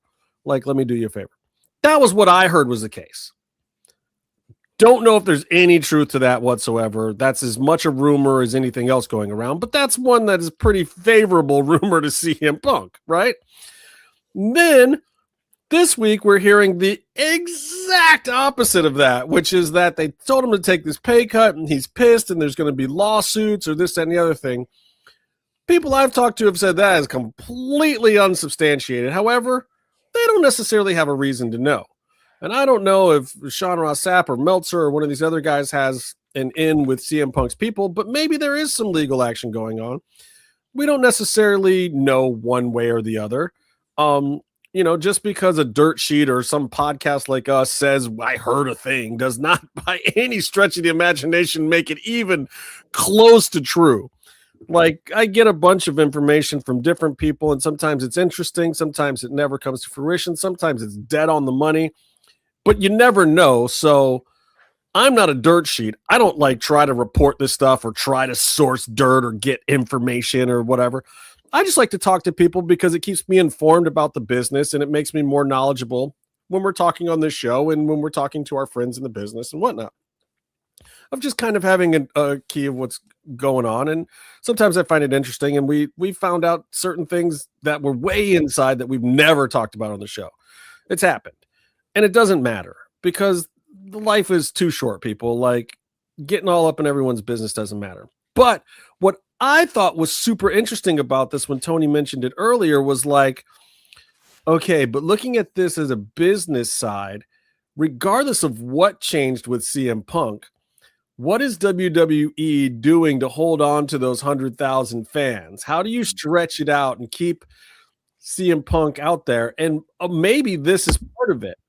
Keeping his name out there, it's amazing how fast traction builds when something is mentioned with CM Punk. Whether you like him or dislike him or not, the guy genuinely moves the needle, and it's incredible. Like, little tiny whispers have already snowballed in like a day and a half. It's crazy to me, and I was just wondering what you guys think about the CM Punk effect, regardless of whether or not any of this shit is true. Well, I think people have a visceral reaction. I love how Byron assumes he goes first. It's just amazing. Go ahead. Why not? Why not? I mean, get out of the way, and then, people can tune out afterwards for the rest of the stuff that happens. Okay, good point. No, but people have a visceral reaction. He came to AEW and he was the savior and he was a bitch who left WWE. And then that flipped around. There was some turmoil. And then people were, people just, they picked sides and they were passionate about the sides they picked. They're like, oh, Young Bucks are Young Bucks are bitches and Punk was being a man or Punk is being an asshole.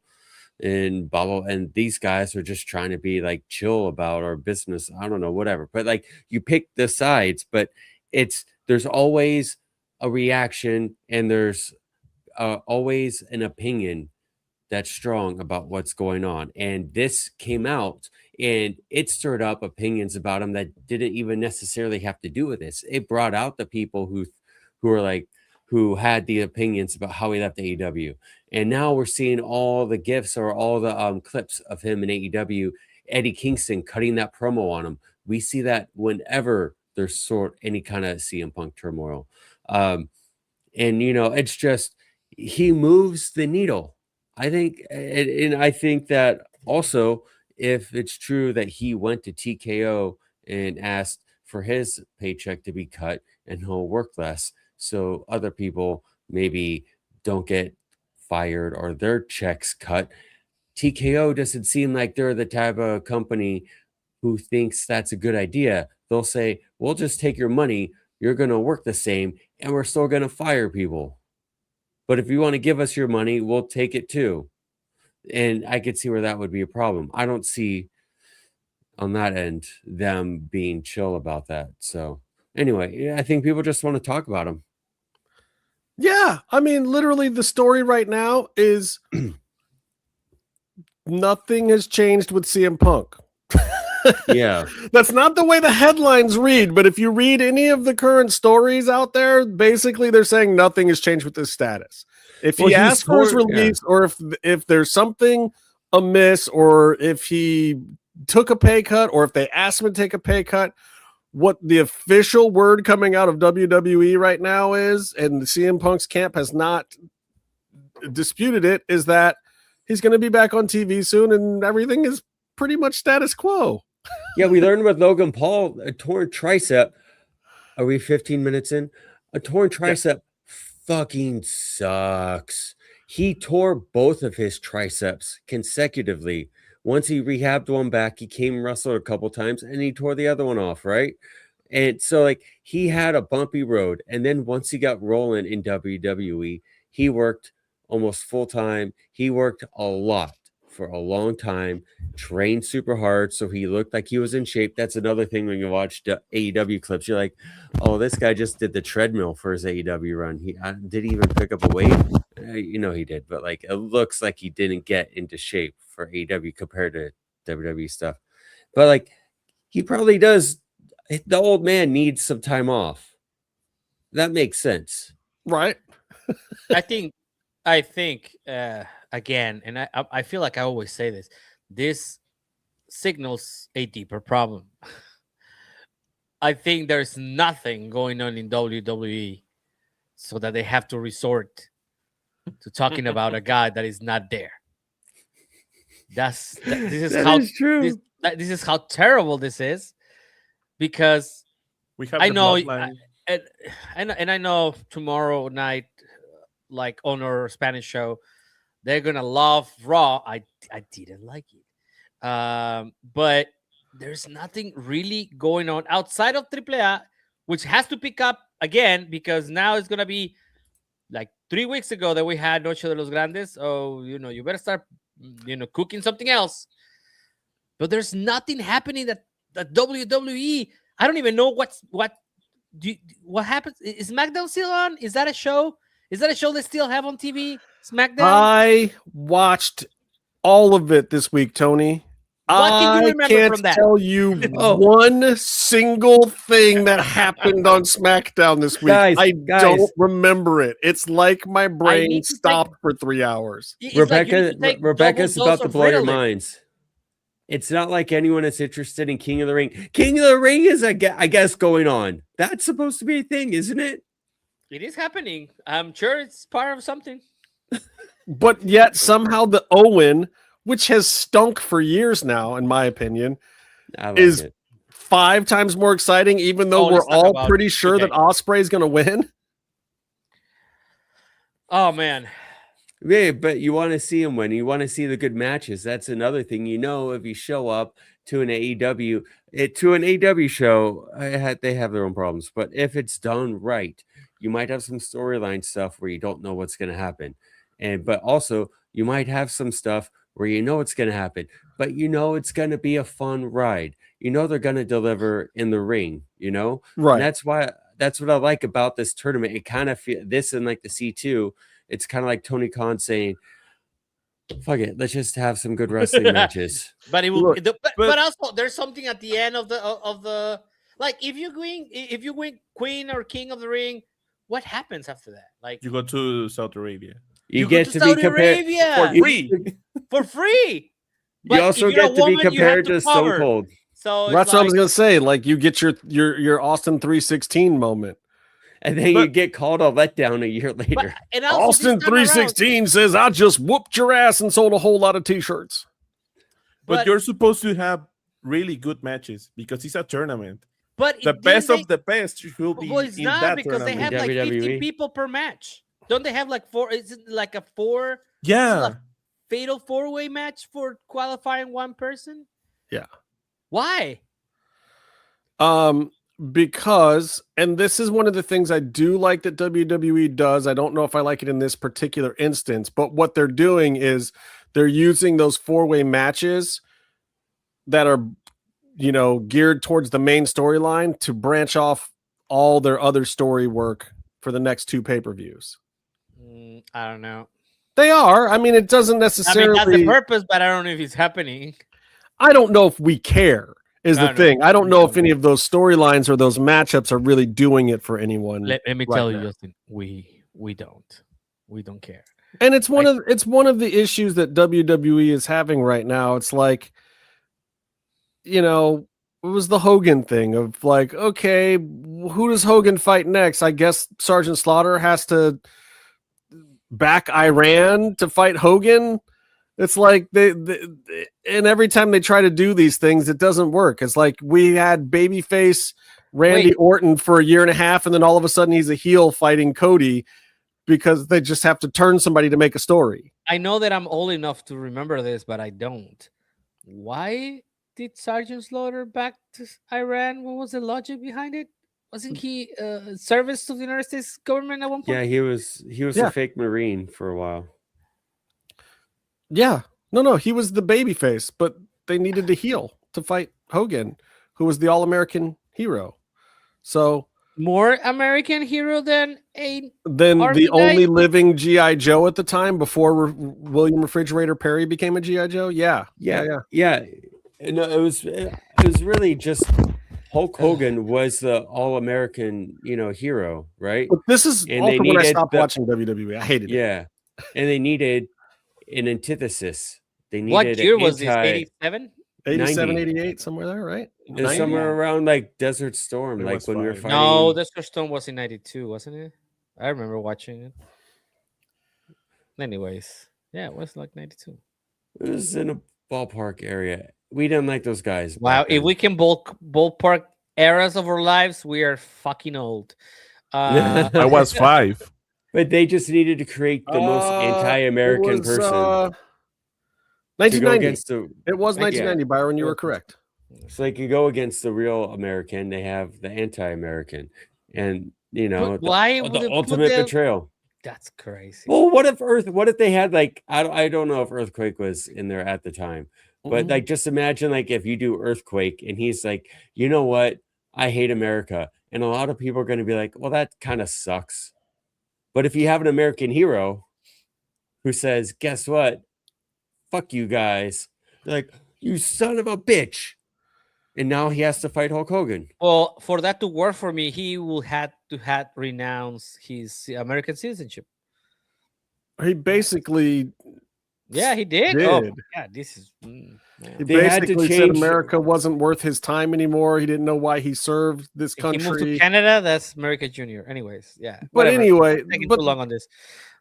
It's funny. It's interesting, but look, this is a problem with WWE. They don't have a lot right now. Raw was Like I'm not even going to really waste time talking about it. In fact, I'm more interested in talking about AEW. How do you know what happened on Raw? It was all Minute Maid commercials. Minute Maid, good. I stopped watching my American feed of Raw. I have to watch it. I will say this publicly. I watch Raw through a VPN now so that I can actually see ring entrances and the other stuff. The show is unwatchable on the American Netflix feed officially unwatchable. The pay-per-views, oh my God, I don't know if I can make it through another one. So many damn commercials. You lose so much actual program. I don't feel like there's any flow anymore at all. And the commercials aren't even like football commercials where at least like 60% of them are geared towards sports fans. Like I'm seeing Prozempic, whatever new medications and stuff for old people and shit.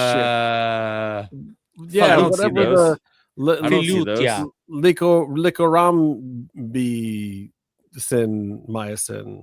I don't see those when I watch. That's Fallupia. It can cause anal bleeding and yeah, it's like it doesn't matter. They're terrible. It's so unwatchable. It's so unwatchably bad. I do want to point out because Gringo mentioned this earlier of like, hey, this super match came together because Bandito didn't want to do a 40-minute one-on-one whatever because he's nursing some stuff and he's got other bosses that he's got to be healthy for, several. So I get it, and that's awesome. So you get this crazy 8-person match, which turned into a 5.2 star match and whatever, made it worth it that Bandito didn't do the one-on-one match.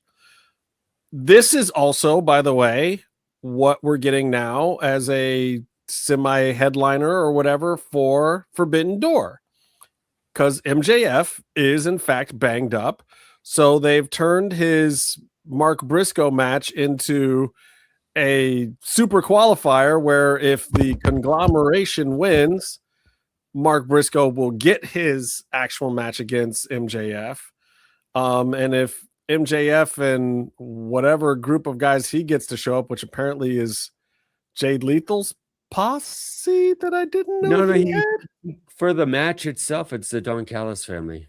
Oh, it's Don Callis family and MJF. That's going to be the match. Okay. Which hopefully Jay Lethal and his boys get to show up and help out some too. But what do we think about this? Because it's obvious that this is totally a pivot to protect MJF because he's a little banged up. He's not in a position right now to go out there and have a 35-minute headliner. But do we do this for a pay-per-view? Does this work? Well, it's Forbidden Door. Are the expectations high anymore at Forbidden Door? Isn't that more like let's get to let's get to All In? Actually, let's get to Grand Slam and then let's get to All In. Right. That's how we feel about. I mean, I'm not even kidding. I don't know. I'm sorry. I kind of tuned out when you guys were talking because Pato was sending me text messages. Anyways, didn't they just announce a Zack Sabre Jr. Kenny Omega match out of the blue? Yeah. But no setup. Is that what we do now? Like annually, we have these two I guys? guess. And is there any other guy that works over there that can wrestle Kenny? No. I'm excited for Zack Sabre Jr. and Kenny Omega. Of course you are. You're Byron. I'm excited for the Kenny Omega half of that match. Exactly. I mean, Justin's jealous of Zack Sabre Okay, but that's Jr.'s not even okay. Look, grappling skills. Zach, he always has a grudge against him, but he's a good wrestler and he's a draw. Zach and his 4.5 love handles are fine. Whatever. He's a two-time IWGP World Champion. Okay, but he is a IWGP World Champion. He's two-time. Right? No. Oh, then he so was who is champion it? twice. Callum Newman. Who's good? Ospreay's buddy. Name I ever heard in my life. Can you repeat that for me? Well, please? look at him. How you pronounce it? Callum. I don't know. Callum Newman. He's like a British Australian. I'm just doing an inverse. He's one of those guys. I'm just doing an inverse why people think like, oh, how do you pronounce your name? Tony? Caleb Newman. Caleb Newman. Was he a quarterback for not Caleb. Callum Newman. You know what? A quarterback for a Texas team, some college we don't know about. He's in charge of the United Empire, and it's going to lead to him and Will Ospreay competing. So it's going to lead to an AEW contract in 2 years, and he will just be the next person gutted out of the New Japan system. Well, hopefully not, because New Japan has a new owner that has more money. So hopefully they will pay more money, and they'll do well. That's not that. I think, Okada didn't have to go to AEW for the money. I think he was one of the guys. They definitely were like, we're going to pay this guy a fuck ton of money. But there was some other stuff, like he did everything he could in Japan. And also I think he didn't like some executives that weren't respecting him and stuff like that. Arch, it's like, it's not Archie? Is that his name? Sorry, I'm talking to Rebecca here. That's not the full name is Arch. Was he born in a McDonald's? What the fuck? I like that joke. Arch? First name Golden? Oh, never mind. Can I ask you this question, Byron? Serious question. Okay. Are you looking forward to the Forbidden Door element part of the Forbidden Door pay-per-view? Yeah, but we don't really know what it is yet. And when is this card? Do we? I have no idea. It's gonna be forbidden for real. I have no idea when it is. It's at the end of this month. Yeah. 25th or something like that, right? 28th. What am I doing? Yeah, they'll put the matches together a week before, because every Forbidden Door is cursed. They lose their main event that they've been promoting. Right. So it just brings me back to this question. Why are we doing this pay-per-view? Why not just brand this something else? I'm not saying not do a pay-per-view right now. I'm saying let's just lose the Forbidden Door concept. Tony, you want to bring in a super match from another promotion? Like, is it because it's co-branded and New Japan also has rights to it and Stardom has rights to it and CMLL has rights to it? Like what? Well, but also, is this making them happy that we're doing this shitty pay-per-view that's not really tracking with even the sickos? Hold up, but how many CMLL people are involved in this? Probably more than New Japan people. But is there like a women's CMLL? Yes. Representative? Who? I think so. Who? I'm at the AEW Instagram. There's nothing. Yeah, I don't know. They haven't really been promoting it, but it's a brand that's worked for them. And I just, at this point, I trust if there's an AEW pay-per-view, it's going to be worth watching. It's maybe, and I don't dispute that. I'm just like, I feel that this is also the writing on the wall with the cohesion in some of these alliances with Stardom, CMLL, and New Japan with AEW. I feel like this may not be going as expected for the non-American brands. The only projected women's match so far, it's Athena Mercedes at the Owen Hart Cup. Yes, there's no anything else announced. The women's steel match. No, both Owen Hart finals, and they just did the Kenny Zach. So that's the first real. Hold on. The first. Yeah. Let me take that back. I think Tekla is fighting a woman from Stardom, or the owner. She's having a mixed gender one-on-one with the owner. Because that's what the promo was about. It wasn't about any women. It was about the owner. And also, if he does, this is the situation with that promo. If the guy doesn't fight Tekla, he's a bitch. He is a bitch. Oh, okay. She's beat him up a bunch of times. Oh, okay then. Oh, okay. He's nothing new. He's a nice guy though. He's awesome. He's doing a great job over there. Yeah, you know that punch chair, somebody in the face that and be a one nice guy. lonely Look at chair me. in the hotel room. That's his chair. And I'm seeing here. Oh, you know the hotel room that I stayed on the week, it had a couch, like a for one. I was like, wow, this is pro level. I like that. No Yeah, cuts allowed. I like that. We got a full couch. 2 people can sit there. Yeah. No excuses, bro. No excuses. Somebody's got to bring somebody else along.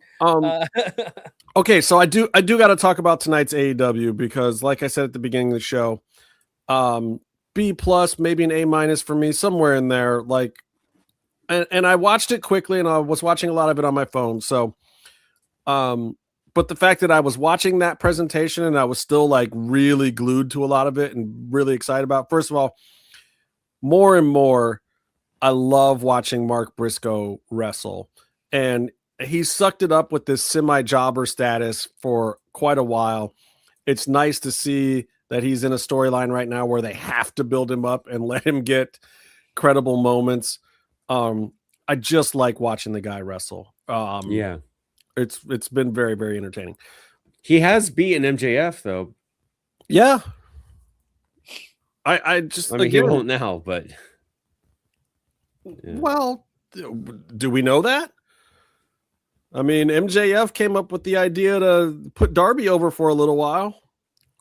Yeah, that was awesome. Yeah, I mean, basically, not to pull back the curtain too much, but basically MJF just gave Darby 6 weeks of his title run because he thought it moved the story forward. He thought it was good for the company. He thought he could make something out of it, and he did. And it propels Darby into a place now where, you know, if he's fighting Kevin Knight or something else, it makes whatever Darby's doing feel way more important. Mm-hmm. So kudos to TK and MJF for pulling the trigger on that, because it wasn't Darby asking. Darby didn't give a fuck. But then as soon as they were like, okay, will you do this crazy short run? And Darby was like, yeah, man, I'll wrestle on every show. Let's go. And they were like, are you serious? Because we'll do that. And he was like, yeah, let's go. Kid's crazy, dude. He's just batshit crazy. Who does that? Who does that? There's lots of guys who have wrestled 4 weeks, 5 weeks with doubles on Saturday or whatever. But they haven't wrestled that match. They haven't wrestled the half an hour blow off of the century style match twice a week for 6 weeks. That shit was insane, Darby. Kudos, brother. Like, I don't know that anybody can or ever will have anything comparable to that title run ever again.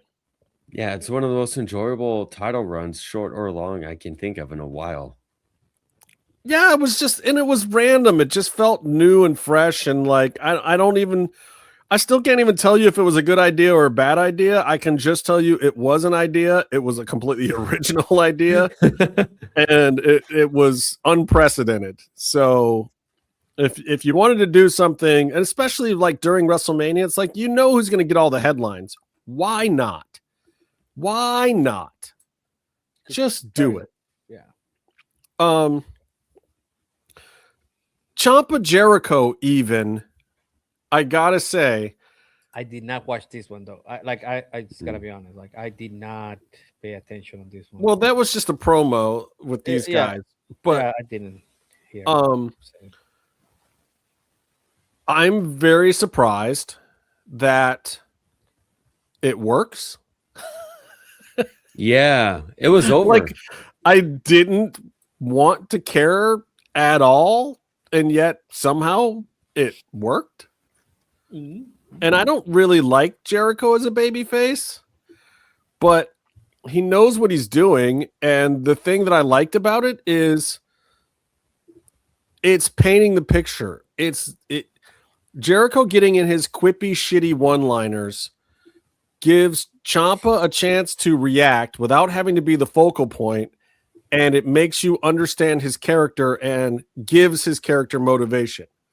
This is one of the things that AEW is sorely lacking at times, and I forget that when AEW has been good in the past, Jericho has been doing these kind of things. Jericho's part of what made MJF work.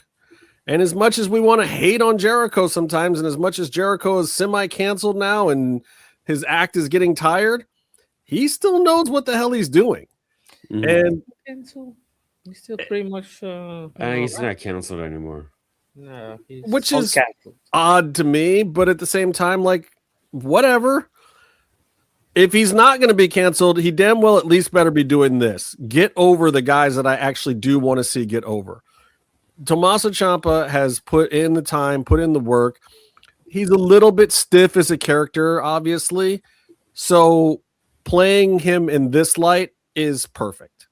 This is a great scenario for him, and I hope it really sends him just over the moon. I thought it was interesting, and the whole Tommy thing and Tommy's mommy and all that stuff. Like, I went back and I watched this promo right when I got to the house instead of watching the main event, by the way. And then I watched also Kevin Knight's promo, and we talked about this last week. This works for me too.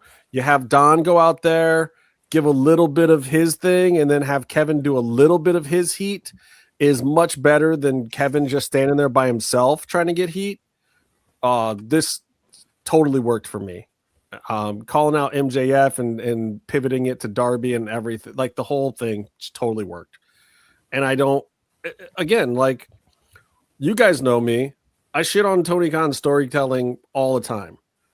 Whatever he's doing right now is working. The Andrade stuff with the slow turn or whatever's going on there. Oh, I cannot wait for that. Let me tell you, I cannot wait for it. Just, you know what? I gotta give it to Andrade.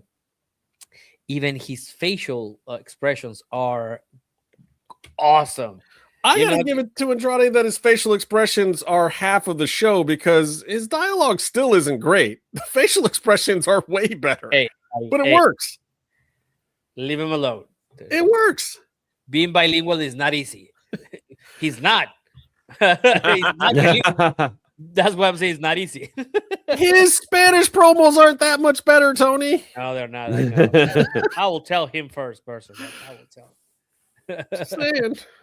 Just saying. No, but look, yeah, he's a top talent, though. He's a top guy. So good. He's so good right now. I really hope, that he's got to be the first Mexican champion. Like, I think, between him and Bandido, and if they will go for it, like, if for some reason, I don't know, the title was vacant and they both went for it, it will be as big as Noche de los Grandes for Mexicans. I don't know if it will be for Americans. For people in you guys have to worry about ice and the World Cup not getting sold tickets. People in my hometown will be you're pressing, really falling asleep in a basketball game. I love Bandito, but when I see Andrade right now, he looks like a top guy. To me, if you can have that belt on Swerve or Hangman Page, there is absolutely no reason why Andrade shouldn't have a solid 6 or 7 month run with that belt. And soon. Yeah, you got to get it while it's still iron's hot. Now, I don't know if I like the idea of him doing that run as a babyface, though. And Tony Khan keeps doing this.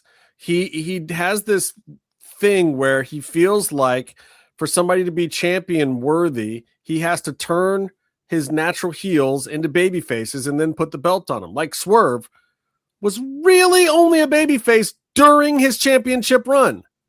Has pretty much been a heel at every other point in time in AEW. What?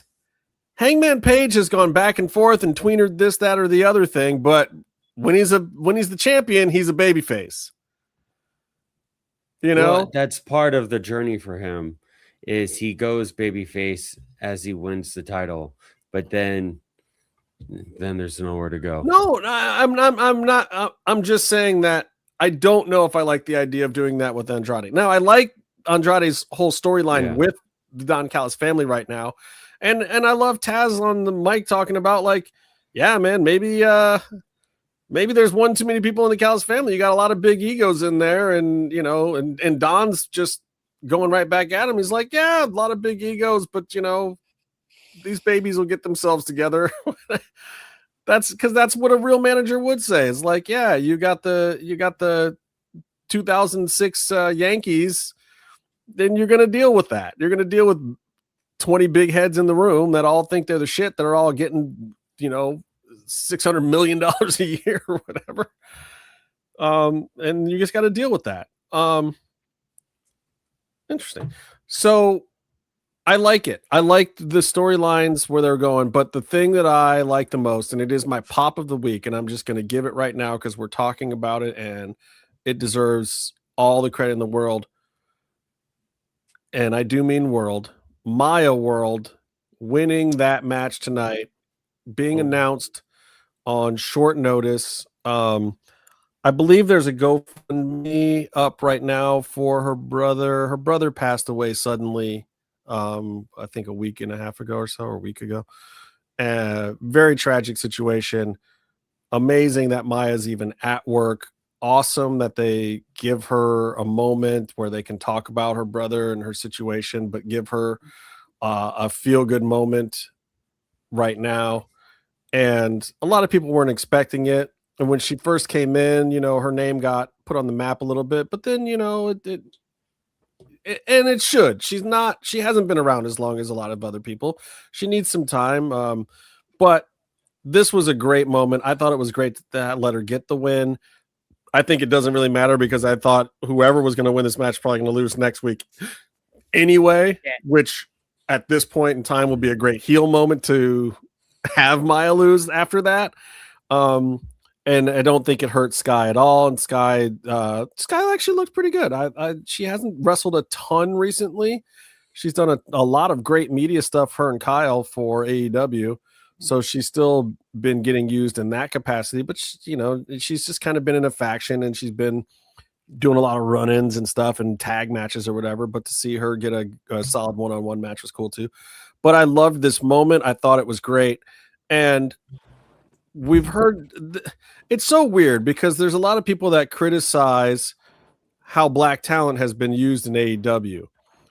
But, seeing that photo from Ring of Honor back when Shane Taylor and STP still had the trios belts, but there's a photo going around of like all these black champions in Ring of Honor. Ring of Honor is probably the blackest promotion in wrestling history. And that week, Tony Khan had the most black champions of any promotion owner ever in history. He had like 9 black champions all at once or something. Look, Swerve's the only guy who's been in the big belt, but the company's been around 6 years. So give it some time and let some more other people get into the picture with the singles stuff. I think once you get Lashley and Shelton kind of back in, if they ever do singles runs, maybe one of those guys. But Maya getting this opportunity today, phenomenal. Pop of the week, hands down for me. It's just one of those things where I saw it. I was into the match. I was into the moment. I was the whole time I'm like, Tony's really going to give her this win. Tony's going to give her this win. It felt like a championship match to me. And if you can get that kind of a feel-good moment out of a random tournament match, you should do it. Just do it. It was worth it. It was worth it for the people who know. It's worth it for the industry, for the business, to show some respect. It was a good thing that they did, and I really appreciated it. Yeah, it was a really good moment. I even said, what I said on the chat. Nobody knows what I said, but it was really good. Yeah. And wow. And Shane Taylor being on this card too, like I get it now. I was bummed when they dropped their 6-man Ring of Honor belts, but there was a reason for it. The reason for it was that Shane and Carly and what's his face are coming to the main roster basically more now. They've got a purpose for them. It says a lot about Shane Taylor that he can walk right in and be a foil for the Death Riders and John Moxley. If you're trying to make the Death Riders look like good guys now, or at least tweeners, then you need a heavy that's worse than they are. And who better than Shane Taylor to come in? Like, look, Shane lost that match. He got his neck cranked the hell off. Instantly got his heat back. Mm-hmm. I love that. That also, and he got his shit in beforehand too. Yeah, he like Mox sold for him, like those gut punches, midsection punches, body blows. He sold the shit out of them. Yeah, no, and it was like, and Shane can box, man. Shane boxes, like that's my boy. He throws hands, like for real. And he's almost like crossing in like at times he was pulling his punches too much because he knows he can actually put leather on somebody. But now he's got it dialed. So I'm very happy with that. I'm very happy with what they did with those boys on Sean Dean and Carly Bravo on Collision last week. I like where they're going with the whole thing and bringing Trish too and letting them do their thing and Lee. Dude, I can't believe Trish Adora in that group. Like, she looks like a menace now. Bro, she has been for a while, and like she was eating people up on Ring of Honor for a minute. And but at the same time, it's like, you know, and I know Shane gets on me when I say it that, you know, Ring of Honor doesn't have quite the same status. I get it. You know, me and him will go back and forth arguing about it, but at the same time, I'm happy to see them on the main show. Like getting time, like look, the 0 hour stuff that they were doing with Wayne Brady and with the celebrities coming in, the fact that TK trusts him in those spots, that's a big deal. That's like you're a serious version of The Miz. Like I can put you in stuff with A-listers coming from the outside and feel okay with it and know that my people are safe and that we're going to have good, exciting stuff that's going to help pop buy rates, whatever. That's a big deal for your boss to trust you on that level. And then look, rewarded by being on the Dynamite. Like, and you can say whatever you want about the status of Ring of Honor and the history of it. I don't dispute any of that. All I know though, is of the products that Tony Khan owns, only one of them gets 700,000 viewers a week. That is Dynamite. And if he really, really loves you and respects you, you need to be on Dynamite every now and then. Maybe not every week. It's a big roster. I get it. People got to fill in all the other slots too, and you need people you can trust. You need a grade A top talent like Athena to be the face of your Ring of Honor. You need Shane Taylor and Shane Taylor Promotions holding down Ring of Honor every week. I get it. But at the same time, like, he did that for a year and a half. Let my man on Dynamite for a minute. Let my man fight John Moxley. Let the Ohio boys go at it. Let's do Cleveland versus Cincy. I love it. You know, even though Shane lives down south now, but don't tell nobody that. He don't stay up here no more. He don't want to be up here. He got money. Don't let Shane fool you. He's still mean though, because he came from these shitty ass streets. But I love that moment too. So for me tonight, Dynamite, Bear, you didn't even have to show up. I'm doing it for you, bro. I'm marking out for TK. I'm marking out for what happened on AEW Dynamite. I'm having trouble coming up with what sucked about it. Like there was some stuff that maybe wasn't perfect, but nothing stood out to me like it normally does where I'm just like, oh, what are we doing? I wasn't really mad at any of it. Were you guys mad at any of Dynamite tonight?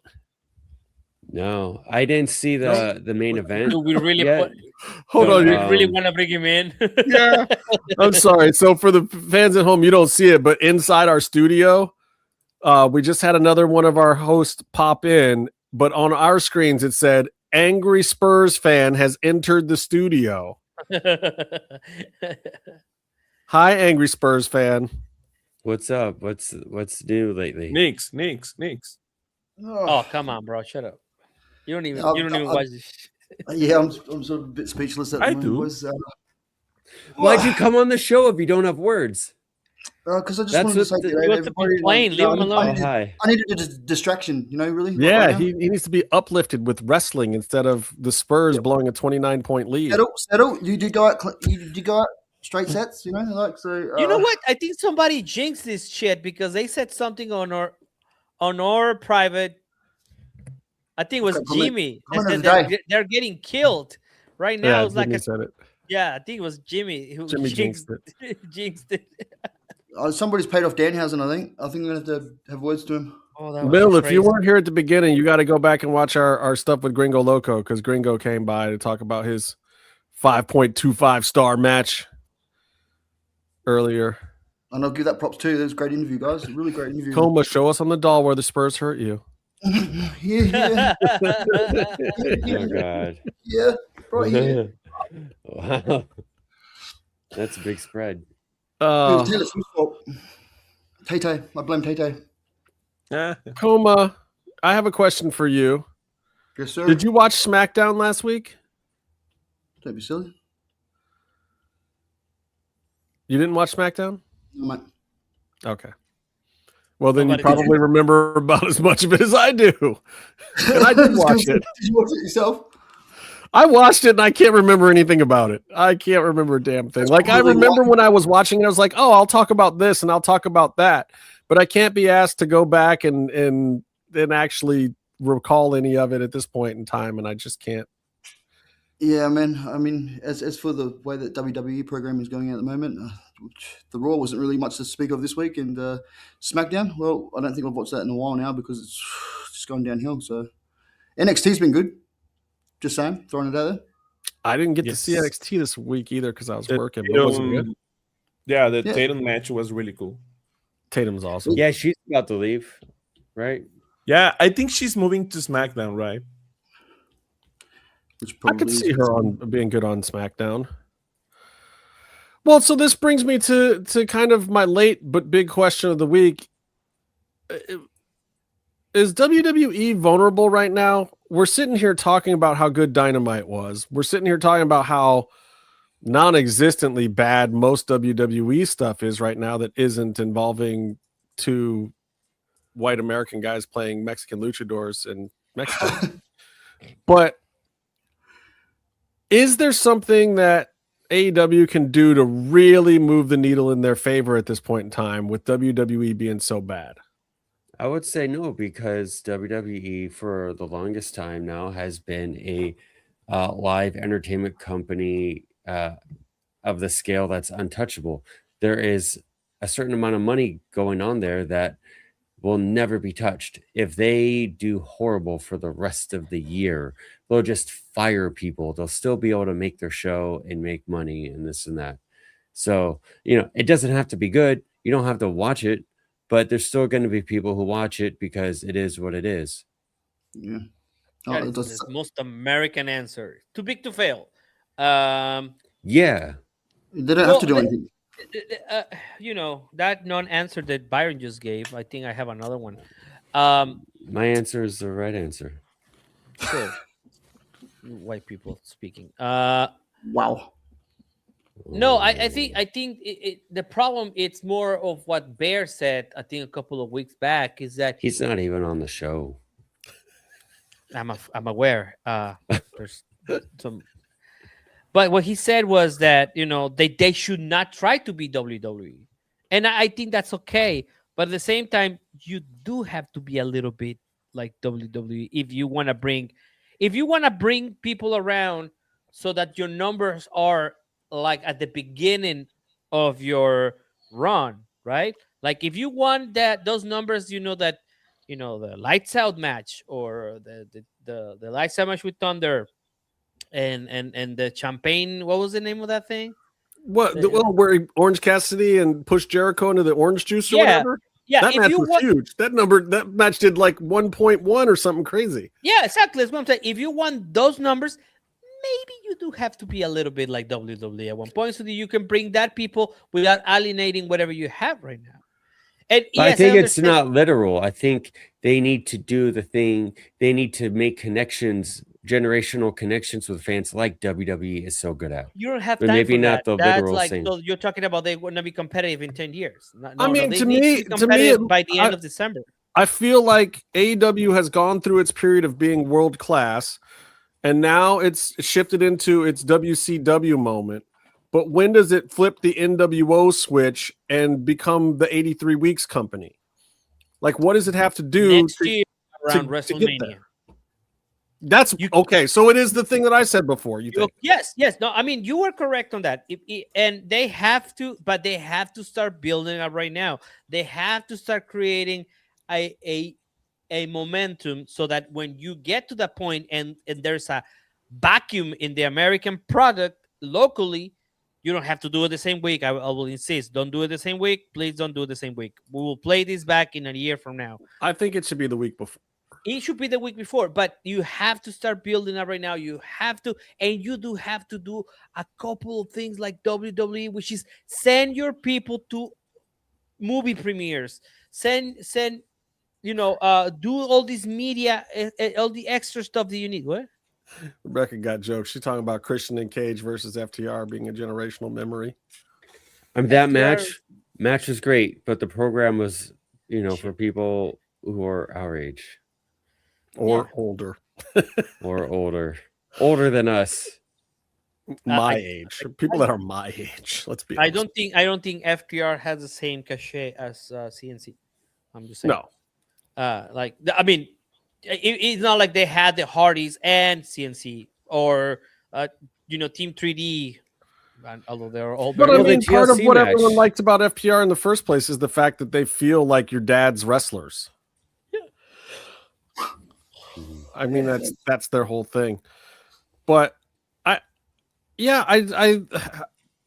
to me, I see that AEW could do something here if they announce a big WrestleFest, whatever, coming out of All In. Like they should announce it at All In.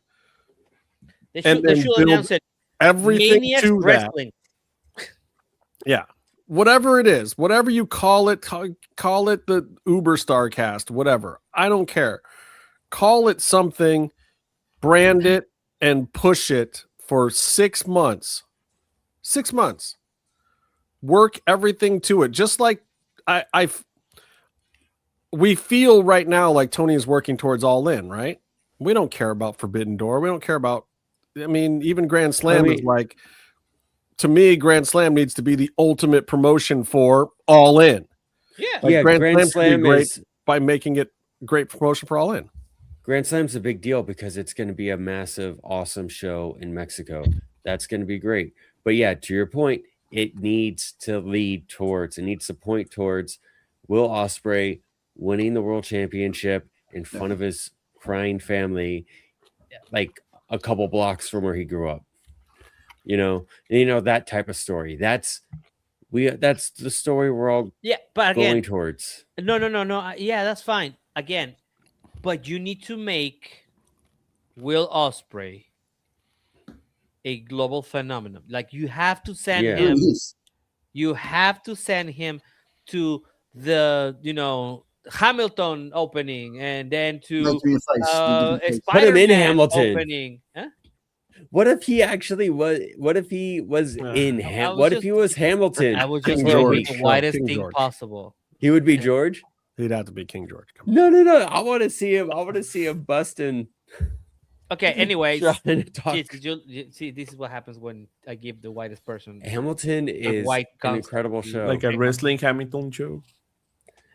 You mean like Thunder Road? I Rosa love Hamilton because of your white guilt, Byron. Yeah. That's fine.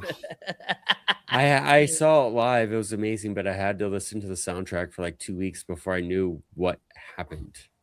I love it for the lyricism. You didn't go to high school? They didn't teach you this in American? No, like what they were saying and all that stuff, because they speak too fast for me in person. But now I know the words, so I get it. Doesn't listen to much rap music. Going back to Mill's question here, does AEW have the writers to work a 3-month program? That's exactly what I was going to say. Exactly. The answer to that is yes and no. They could do one of them. Okay. Technically, AEW only has one writer. However, there are several writers that work at AEW that if they were given the pencil and the chance to write something for 6 months, they could do. Sanjay is actually a great writer. QT can write. Will can write some decent stuff and has. They brought in a whole Jen Pepperman from WWE's writer's room and made her a vice president. They've also got a little guy sitting around named RJ City who pretty much wrote most of the Tony Storm stuff for a year and a half and planned it out in advance. So the Will Washington stuff, I think, got all canned, and he was starting the Death Riders thing and some other things, but that didn't quite pan out the way he wanted. There are people there who are capable, especially if you sat them in a room and made it a real writer's room and put one of them in charge and answerable to TK, that could pull it off. But that's just not the way that TK works. TK writes the stuff himself mostly and then says, hey, Sanjay, give me 4 promos that make this work for the next 3 weeks. And then says, hey, QT, can you wrangle this talent and find me an agent that can make this dream match of mine happen? And go see if so-and-so wants to cut a promo for it. He goes to Christopher Daniels and says, hey, book these 3 guys into something that'll lead to this. Like, he is delegating, but it's also his ideas and it's on a short-term wavelength. And then he writes the pieces that fill it in. And then he just has employees in the back do the work that gets it on TV. This is also intentional, though, because these people did not want to run a company like WWE. When they started the company, the whole point was WWE is bullshit. We don't want to do that. We're not going to do that. And when you tell TK that he needs to do some of that now, he's offended. Yeah, but things evolve all the time. And if you don't evolve with it, it's like this point that we said in our Spanish show, which everybody should go and watch, even if you don't speak Spanish. It's okay. Okay, we actually it's dubbed. I have a weird accent when I so weird. Yeah, it's so weird. It's like it's you, but it's not you. It's so the weirdest thing ever. It's not pleasant, believe me. It's like we said, you have to evolve. It's not like women wrestlers are not in Brian panties anymore. That is the same thing with anything. It just evolves and moves on to the next thing. Yeah. So you have to at least capitalize on the good faith of people that are flocking away from WWE trying to find entertainment because either it's too expensive or it's just boring as fuck like it's been. Yeah. You have to catch the people. If you don't, and they will be great. And they will be grateful that you gave them what they needed. Just going to say, if you can't adapt, you won't evolve. Exactly the point. But what do AEW have to do in regards to WWE standing out? They don't really have to do much at the moment. The way that WWE are really writing their stuff, they're sort of doing it for them. But to capitalize, on what you guys are sort of saying there, like having that Will Ospreay or someone like that being the face of the company and really marketing it right. I think he's the guy for it. Building up until to All In and stuff like that. But the writing is the big thing. We were talking about it the other day. Just finding some depth in their writing, I think, for storylines, and being able to really sort of, focusing on that. But that's how I think that they can capitalize for sure, man. Because I think they're there, but they need to just a little bit more. And I think it's got to be the long-term depth too of like, hey, let's not just work to this dream match. What do I want this dream match and this character to mean to my fans, to my sickos? And what are the steps that will get my fans or our fans to that point? Yeah. And I'm not saying that he has to do it the WWE way. It's just that that's the way that we all know. And it's not just the WWE way. It was the way that we learned it from TNA. It was the way I learned it from AWA. It was the way I learned it from ECW, from WCW. And maybe he's right to change some of those things, but at the same time, it's like, I love the new stuff that AEW brought to the table. I love the match quality. I love some of the way they build certain things. And I love the super match aspect and these pay-per-views that are amazing. But the things that are missing to me are still the Vince things. They're the things that Vince taught all of us and that work. Yeah. I don't want to give the guy the credit, and maybe he doesn't deserve it. Maybe it's Vern Gagne that deserves it. I don't know. Maybe it's Paul Heyman that deserves it, or Todd Gordon. I don't know or care. Maybe it's Ted Turner. But somebody put these ideas in my head that work for this type of product, and a few of them are missing. And to me, it is all the results-based stuff. Because Tony Khan was never the carny guy trying to get to the big payday, he doesn't think like that about storytelling. And so it creates a disconnect for me as a fan, because all of us being regular Joes and not being born billionaires or whatever, I can't imagine not trying to work towards the biggest financial reaction possible. Yeah. Tony Khan can. Tony Khan is thinking like, hey, it's an accomplishment to put 100,000 people in Wembley Stadium, but he's not thinking about it like, I got to do that to make the money. Vince McMahon was doing it like, we got to make the money. Ted Turner was like, man, I got other investors, and yeah, I'm billionaire Ted, but at the same time, I got a lot of mouths to feed. I need WCW to not suck ass. I need it to make me some money. Yeah, you need some psychological trauma of being poor in order to have that, that need to succeed like that. Right. That's yeah. And so Tony is doing it for a different reason. Tony is doing it to pop himself. So it's hard. It's hard to say he's wrong, but it's easy to say I don't get it, because I don't. I can't ever. I can put myself in a lot of people's shoes or understand, but Tony's, I just don't know. I still think AEW is poised to overtake WWE to get their 83 weeks moment, but right now is the time to make the big moves. We need the AEW equivalent of NWO. I don't know what that is. Maybe it's this big event. Maybe it is some star signing. Maybe you bring in The Rock or Shane McMahon or something. I don't know. But I hope that Tony's looking for it, because I would love to see it happen. But it's not the Dead Riders. No. I'm just putting it out there because, yeah, Which also kind of brings me to this TKO WWE lawsuit stuff and the merger. Like, WWE had a small victory with this preliminary thing being thrown out or dismissed or whatever, right? But it also is indicative of the issues that they're facing in general. Like, there's no truth or transparency in what they're saying they did, but everybody can see what TKO did to get this company.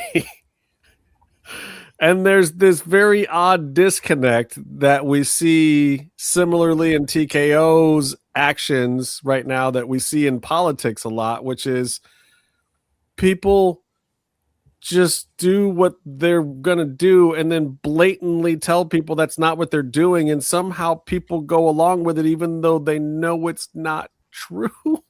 I don't understand. Politics. It is, but like, TKO is using this perfectly. And like, I followed the UFC thing very, very closely because I had a lot of friends involved in the UFC deal when it went through that way. And funny thing is, we were all worried about Dana at the time. Dana knew exactly what he was doing, and he made them come to him, and then they figured out a better way to do it now with Triple H. But like, the whole thing is weird, and I think that TKO has publicly overstepped. And I'm wondering at this point if there will actually be any real backlash to that outside of just wrestling storylines. Yeah, wrestling fans get mad about the story stuff. Of course they do. TKO will most likely get that ironed out. You know? Everyone's super mad that a bunch of people got fired and asked to take pay cuts and this, that, and the other thing. But yet, we're still cheering all of our new favorites that got called up from NXT. Like, maybe they are as untouchable as Byron says, because like, they're still doing things that I want to see happen. They're still pushing Obafemi. They still put a belt on Sol Ruca. I still love Trick Williams being on the main roster. Like, they are doing stuff that I like. For every LA Knight that Coma hates, there's some awesome person that came up from NXT. I still like Cody. Really? And there's still money in Cody. We all know that if he does a turn or something, that everyone's going to be super excited. There's still 10 million ways to be excited about Cody Rhodes. He needs to be the corporate Cody. I think we need. That's what we need. Maybe, but is there ever going to be a real backlash to the evil that TKO has actually done outside of the storyline world? No, no way. No, don't look at it like that. No. No, go to an arena to like the third of the seats that people are sitting in, and ask all those people who don't sit on hard cam, because their arenas are getting empty again. What do they think about it? And they'll say, well, what do I think about what? They'll say, when is Rhea Ripley coming out? Yeah. People here in Mexico bought tickets for SmackDown and Raw. And I am people. We bought tickets. Yeah. And we don't care. I wasn't going to SmackDown. Wow. He made me. There was a point. There was a point when WWE was at their lowest. I think it was somewhere around WCW's 83 weeks, and they were close to going under in a way, but they weren't literally close to going out of business. And that was back then, when they were not even like a fourth of the size of the company they are now.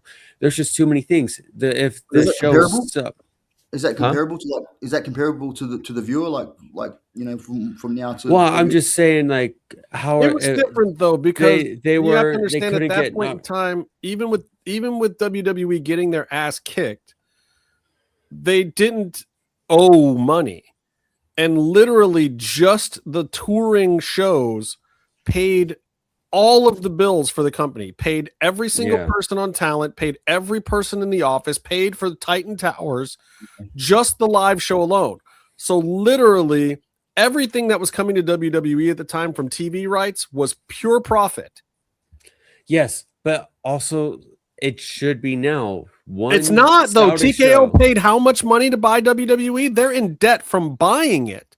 Well, that's TKO's problem. Right, but I'm saying Vince didn't have that problem. Vince was never in the hole on the company. TKO came in the hole. One Saudi show will make them more money than what they'll make at every other show. Like, the Saudi shows make more than WrestleMania. Right. They find other ways to keep making money that don't involve putting on a good 3 hours, 5 hours, 9 hours of wrestling. They'll figure out the equation where they can raise seat prices enough to where they'll still make a ton of money, and they'll sell less tickets, but it'll balance out to where they're eating the company inside out by doing what they're doing now. Like, you're cutting contracts and stuff like that to make corporate profits and shit, and you're paying people at the top of the chain more money now than the people that are the product themselves in the wrestling. I agree. That's I American just think people don't look at though. the other end of the business, which is, yes, they're in the green for this year, but overall, is TKO in the green from buying WWE? I don't think they are yet. No. I think they have to go 5 or 6 years before they can truly get completely in the green on the company. Well, purchase that big, you need a long range plan, And there's also talk and 5 years is not that bad, by the way. There's also talk about their TV deals where they hype up and ramp up to get the big deal, and then start underperforming, like on Fox, right? Fox wasn't happy with the product by the end for what they're spending on it, right? There's all these rumors about viewership dropping for Netflix, but that's another thing where Netflix and TKO WWE are both such big companies. They can find ways to have value besides that one metric. Right. Well, and you do have to look at it this way. It's like the numbers on Netflix drop, yet it's still legitimately in the top 10 for their TV shows every week. Yeah. And this is the same thing that I argued about AEW all the time, is like, the ratings dropped, but guess what? Doesn't matter at all, because the ad buys are still exactly the same. The show is bringing in the same amount of money. Just because less people are watching it means absolutely nothing. The only reason the Nielsen ratings were created was to set the ad buy rates. That's the reason ratings exist. They're not there for you and I to judge what is a good show and what is a bad show. The ratings existed for the networks to set advertising. It's a Madison Avenue thing. So if WWE or AEW gets 400,000 viewers or 1 million viewers, it doesn't matter if the parent company is making what they need to make off of it. Now, for Netflix, that's a weird thing because, yes, the show has advertisers. But again, if the ads are paid and sold for, and clearly if you've watched anything WWE related in America on Netflix, holy shit. Yeah. You're not watching wrestling. You're watching advertising that has an occasional wrestling break in it. Think about how much money the show makes just from the commercials. And it still was number 1 on the Netflix top 10 last week for 3 days. Not even just talking the first day. It was the number 1 TV show for 3 days on Netflix in the top 10 in the US, which means a whole lot of people watched ads. People like to suffer. People, we're in the day of self-loathing. People don't like to suffer.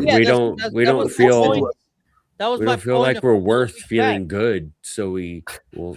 So we hate watch wrestling instead. So we watch wrestling to torture ourselves. Like, I deserve this. Second commercial break before the start of a match, between the first entrance and the bell. Second commercial break. You're like, I deserve this.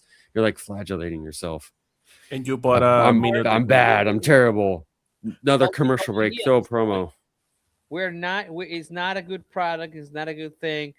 It's like that middle seasons of Lost. I don't know if you remember that. Hey, whoa. Where we started introducing new characters that had never been on the island before. Yeah. That show ended before I was born, apparently. So I think we're running for him. However, those middle seasons are terrible. Let me tell you right now. Skip to the end. The ending I heard was Was that even any good at the end? The guy wakes up in bed and goes, "It was all a dream." Yeah, probably. No, that's not quite it. That was I Shot JR. That was Who Shot JR. That's not the name of the show. That was Dallas. That's the name of the Dallas. show. That's a different show. It was not a dream. He was taking. It was a metaphor for heaven and hell at the end of the day, because it wasn't J.J. Abrams that wrote it. It was the other guy who was all religified. Yeah. Anyway, long Don't story. talk bad about Lost. It's my favorite show. I love Lost. The first 3 seasons are excellent. I like the first 3 seasons and season 4. The ending. How many seasons? The ending, it had to end one way. It just couldn't be perfect. I have with alien Amazons, big boobs, and spaceships, messing with people's minds by putting acid in the water. Come on, riding dinosaurs. Not that they were actually all dead in heaven or whatever. That's not what it is. Purgatory. No, it wasn't purgatory. I have a question that I want to ask you guys, since you already are on the industry of entertainment. But it's like a really long, so sorry if it takes a long time to read it. Oh my God! We're already running 2 hours. We're in the 4th hour right now. I was playing his Byron card. I love this. Yeah. So my drop of the week. Stay with me. Bear with me. Okay. This is what I wrote. Like, has there ever been a wrestling team movie or TV show, not healed, that be a viable product for wrestling companies?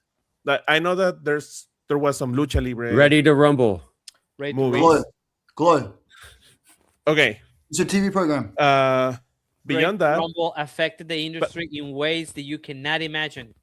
But like, I mean, there's like TV shows or movies like Fast and Furious or Never Back Down or something that doesn't talk about the locker rooms or the stories that I'm a wrestler and I run a company like Heels. Like action movies or action TV shows. I mean, I know that Lucha Underground was something like that, but like with a different angle or different shots. Did you know Glow? That was on Netflix. Yeah, I watched Glow. It was really good. Yeah, but something like that. but maybe WE can do that, or maybe AEW can do that, because if their live show sucks, maybe they can see another angle, or they can see like another product that they can develop. So Well, what you WCW want to sort do of is made bring back Ready to- Thunder in Paradise. Oh God. I remember as a kid watching that going, what the fuck is Sting doing as a bad guy without probably face doesn't even know paint? what Thunder in Paradise is. Oh, see, they had this boat and they could solve crime with the boat, but the bad guys have to be in water. Yeah, but they don't rest. They don't do wrestling. Wait. Isn't that the premise of like the Simpsons version of like what's the name of that? The car that used to talk. Yes, Knight Rider. It was like Knight Rider, but it was on Knight Rider. water It was a boat, and there's a canal without a good theme song. What was the name of that wolf show? The helicopter. Airwolf. So this is actually interesting that you mentioned this, because I had pitched this show and I talked to Eric Van Wagenen and some other people about how to bring back Lucha Underground. And my concept was a hybrid between a Tough Enough LFG kind of idea, and this was before LFG, by the way. But also in the kayfabe world of Lucha Underground. So what the people were actually auditioning for was they were trying to get into the Lucha Underground tribes. So you cast 12 to 20 people, and they're only going to keep 6 or 7 of them to get into the tribes. And then this would be a great way to reboot Lucha Underground, because then you could just get 1 or 2 talents that were from the original show and start building new tribes around them. You get whoever's available. Like Cross isn't in WWE right now, so you could bring him or Paul London in to represent the Rabbit tribe. You could get Jeremiah Crane to represent the Reptiles, since Thunder's in AEW or whatever. You could get, or you get Drago, because I don't think Drago is in AAA right now officially. What's he doing? He left. Like he wasn't actually there at all. He's doing one-off contracts for the last 6 or 7 years. Good for him. So I think AAA can use him whenever they want. I think he'll still go in, but he also wrestles all over the place. Who's the the demon Freddy? from Inframundo, or whatever the hell he's called now. Dios del Inframundo. That's the Days of Hell. What did you just So try? you guys know. What did you Drago's just new summon? non-trademark name. What did you just summon by mistake?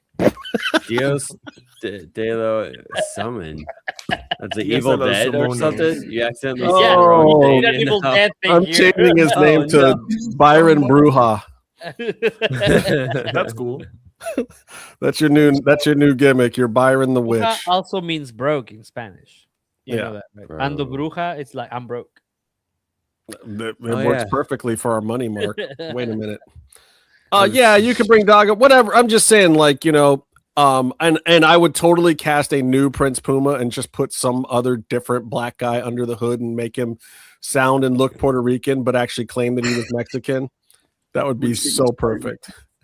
But it has to be bold. What's Mil Muertes doing these days? Is he still floating? Okay. First of all, he's still doing the Mil Muertes gimmick half the time. Yeah, you want to buy a mask? If you They're go sick. to They are any sick. convention, I sat next to him all day one day at a convention. He was full kayfabe, Mil Muertes the whole day. He was not any of his other characters. He was not Messias. He was not whatever. But also in AAA, he's wrestling as Messias again. So, but every now and then he'll pop up in MLW as Mil Muertes, which is a character he has no actual rights to use, but no one has ever stopped him. That's crazy. Also, I would not be the one to tell Ricky Banderas not to do something. I would. He's not okay sometimes. No, during that whole here's a Good bit of friend. Lucha Underground lore. There's a lot of legal issues with Lucha Underground and AAA over IP and stuff like that, right? In contracts. Meanwhile, like people had to get lawyers and or get someone else's lawyer to try and do class action group lawsuits and this and that, and like AAA was stealing people's names, not stealing, but like trademarking their name in Mexico when they were in America. So then all this crazy stuff was going on. Meanwhile, to be fair, it was their IP though. They came up with those names. Okay, but that just all that was happening, right? And they're playing hardball and doing all these things, right? And that Macias kept working shows in selling Mil Muertes masks, not giving a single fuck. None fucks given at all. No one did a goddamn thing about it. Full on shows up in MLW in the character on their TV show. with the fake Dario. Yeah. Who I hooked him up with, but at least they changed his name. He didn't show up as Dario. He's playing the exact same part, but they call him Cesar Duran. That's right. Yeah. Cesar. Sorry. I have to say it correctly or Tony will get mad at me. If you had somebody like a Dario come back into what you're sort of saying to reboot it, that'd be really cool. I mean, that was the idea, whatever. It didn't work, but honestly, the best thing that they got out of it was they needed a good on-camera heel promoter, and Luis needed a job. Luis is still doing stuff for them every now and then. Yeah, they don't do the Azteca Lucha whatever bootleg thing anymore, but he's still a strong manager, whatever showrunner character on the show. Well, yeah, because big surprise, Conan and Court didn't totally see eye to eye on what that was going to even be. Like, nobody's ever agreed, even on the bootleg version of Lucha Underground, what it should be. It's not possible. Poor Conan. He's like, he finally gets Lucha Underground going, and then it turns into something else. He's like, son of a bitch. But then he does it with MLW, when he's like, I probably have more stroke here. And it gets even worse. He's like, motherfucker. The thing that he wanted the whole time, though, was exactly what AAA is right now. Conan never wanted Lucha Underground to be Lucha Underground. Conan wanted a slightly Americanized version of AAA with better production and better vignettes. That's all he ever wanted. He didn't want Lucha Underground. He didn't want all that mystical, magical shit. He didn't want Pentagon to be a fucking ninja. Can you imagine that DJ? Shit irritated the fuck out of Conan. He hated all that shit. Can you imagine DJ and Roach like just all jazzed up on these ideas? And they're like pitching them and talking about them, and Conan's just in the room wearing the sunglasses inside, having just visited Iran, and just going to himself like, son of a fucking bitch. No, that was it though. He wasn't going to himself, son of a bitch. He was looking Chris Roach and Chris DeJoseph right in the face and going, you're the son of a bitch. This isn't Lucha Libre. This isn't what Conan. Yeah, Conan, we're gonna take Aerostar. We're gonna have him time travel. He's gonna fly. Right. And you know what they were saying? Drago's gonna be a real dragon. They were like, what are you gonna do? Call Dorian? Oh, go call Dorian. It's Lucha Libre. They were like, look, Charles, if you really want to be helpful, can you go talk for fucking old Prince Puma over there? Go do promos for Trevor, please. Have you heard what Mr. Paducah from Kentucky sounds like as a Puerto Rican Mexican from Boyle Heights? It's not working. Can you go talk for this brother, please? He gets a TV deal with a major production studio and Robert Rodriguez. And could you imagine thinking how close you were to getting something fucking cool that you wanted to do? And then they're like, yeah, Phoenix is just never going to die. And then Mil Muertes is also never going to die. And they're both going to love the same woman. And she's gonna lick everyone. It's Lucha Libre. It's Lucha Libre. She licks everyone. Of course it is. Have we told you about the magical stone that lets chicks stay hot for a couple hundred years? I'm surprised Conan didn't. I don't know.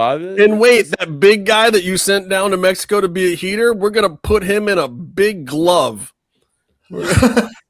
We're just gonna strap a glove on Brian Cage and let him loose. How do you like that, Conan? It was a toy glove. Cage did get that was, in my opinion, that was the best Cage has ever been presented, by the way. And he did fucking murder someone. Well, you know what probably really set Conan off? He probably came in really high one day and they were like, okay, look, we understand you haven't liked all of our ideas about Lucha Libre, but imagine this. What about MVP as a slee stack luchador? Oh, God.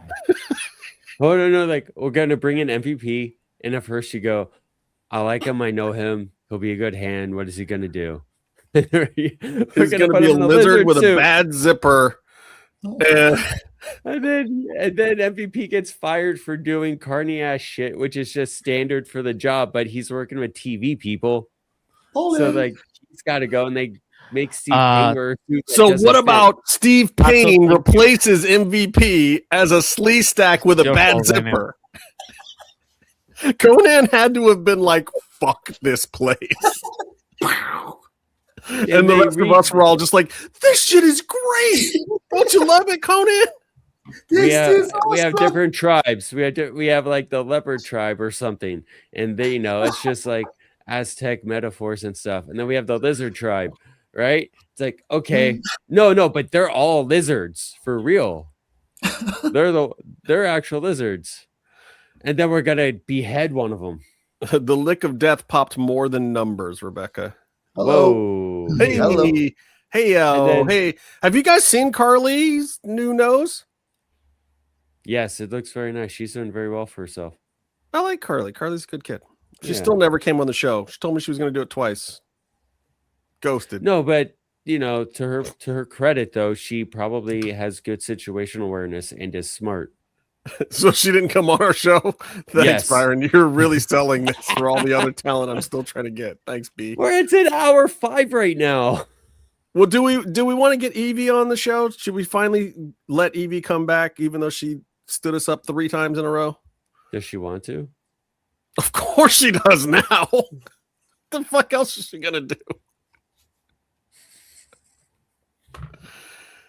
I told her she can come on the show, but she has to let us make fun of her for the first 20 minutes about her mental health issues that she hates other people having that she has. She has mental health, but mental health isn't a thing. Right. I don't know. I wish her well. I do wish too. her well. That's why I'm wondering if I should bring her on the show, but we'll see. Because I know some other friends of ours will not be happy about it if I do. She's a good talent. That'd be fun. What if we double book on accident and we, good for ratings? Yeah, like this is not live right now, bro. Wow.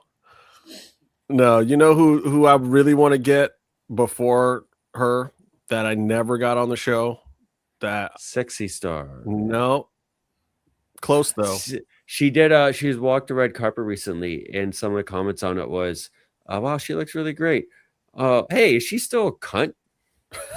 That's not what they said. That's what they said.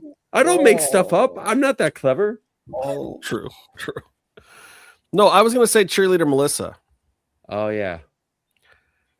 Because I want to talk to her about more than Lucha Underground. I want to talk to her about some of the old days, some of the old Shimmer days where she was the top women's talent in the entire business for like 3 years, and then went to Lucha Underground, and then during the off season one year, something happened. And I've never gotten a chance to ask her about it. And I want to. So maybe someday. Anyway, let's do some pops and drops and get the hell out of here. I gave you my pop. Byron, what's your pop? Mine was Maya World. I don't fucking remember. It was 3 weeks ago. My drop of the week is Jey Uso. I guess we're obligated every single week to do a Jey Uso. His career. His new catchphrase is, "This is your warning shot." And he shoots you point blank in the fucking face. Can the guy use one of his brain cells ever? That's not a warning shot to shoot someone point blank in the face. If you're in Mexico. Anyway, drop of the week. That made me upset for a while. I got over it though. Okay. And my pop was I don't know.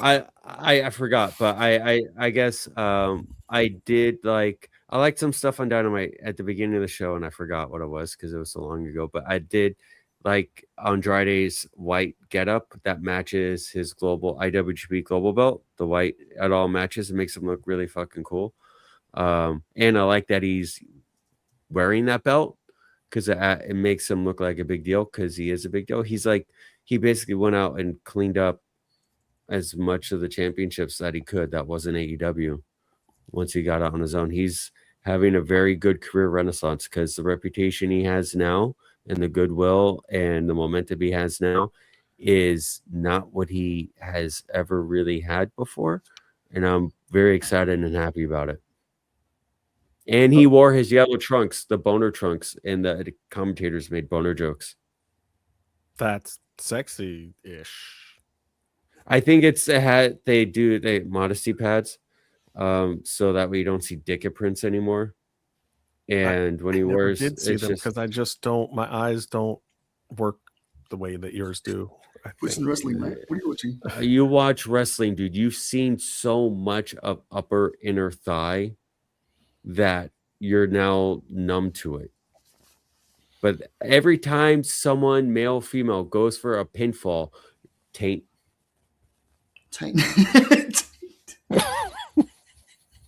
Top of the week.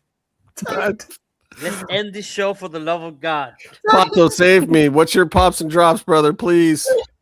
My pop actually is Tatum's match. Tatum Paxley. Let's go. Yeah. It was really good. You should watch it against Syra. I'm gonna watch it. You've convinced me. I'm gonna go back and watch NXT, even though I missed it. I'm gonna watch. She has a lot of good matches. Yeah, she's good. Yeah, she's come a long way. Tatum Paxley. Yeah. Mm-hmm. And my drop, maybe. I mean, SmackDown, obviously. But you beat me. Like broad stroke. It all just the SmackDown of it all. I didn't like the Jey Uso and LA Knight. How convenient. Segment. Yeah, I was gonna say that I preferred the. I didn't bring it up. You did, the baby blues. Rebecca, you brought it up. I'm just gonna leave that up there because I didn't bring it up. When he wears his baby blue trunks and his little roided penis starts looking at you in the crowd. It's like those paintings where the eyeballs follow you in the room. What are you talking about anymore? Rebecca brought it up. I've been dealing with this for 10 years, Tony. He's been talking about Cage's package for 10 years to me. I was at Bola and he wore baby blue trunks and he got up on the turnbuckle and flexed. You don't have to lose. Basically, his penis, he didn't wear a modesty pad. This was Battle of Los Angeles 2016, Tony, that he's talking about. It finds you, and I did not bring it up. Rebecca brought it up. She is a pervert. He finds I'm just trying to lay out for the rest of the show to finish. What does that even mean? Beep, beep, beep, beep, beep, beep, beep. Did it, Byron? It's like, it's fine because you know what you can tell when someone's looking at you. Oh my God, you're poking me in the eye. What the hell are you talking about? You get like someone's looking at me. Oh shit, Brian Cage's dick. Oh no. 10 years I've been dealing with this. 10 years. Coma, give me some pops and drops, pretty please. Coma's not available right now. Come back. Tony, help me. Pop, it's Andrade on tonight's show. Pop is also finding out that Sonic is 18 years old. The sky's the limit for that kid. That's crazy. Yeah, please don't get hurt. Please, please stay safe, bro. Like I know that match should be everyone's pop. Kid. Yeah. Yeah, that's crazy. Drop is WWE. I mean, if he said SmackDown, I'm just gonna do the whole company. We're just going bigger and my bigger. drop is the day Vince McMahon took an interest in professional wrestling.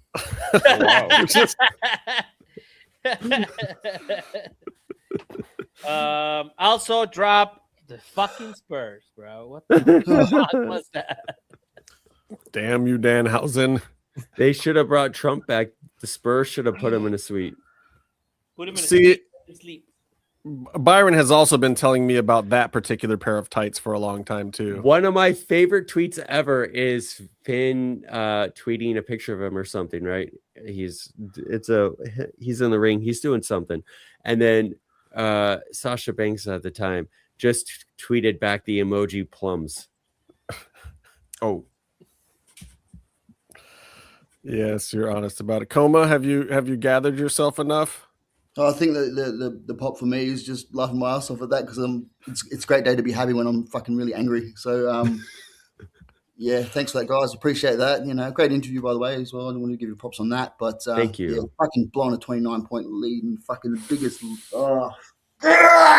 Anyway, the Danhausen effect. Somebody please put together your money. Let's pay him off. My drop of the week is Hoist Keys. I like to call him by his Brazilian name, Hoist Keys. Oh God, they did him so dirty. Yeah, I remembered something from SmackDown. Finally, I remembered watching that match and going, "What are we doing with this guy? What was all the sob story with Stephanie and the bringing him in and making this big deal? Like, send him back." They're like this. The whole Stephanie podcast was saying this guy's a fucking loser. Look at him cry the whole time. Now we're gonna beat him for like the rest of his contract. Like, what are we doing? Are we just saying that we got this guy from Tony Khan, so we're punishing Tony Khan by making Hobbs' life terrible? I don't know. Did Hobbs really expect anything less? I don't know. It was just brutal. Talatanga does not deserve to go over on Hoist Keys. No.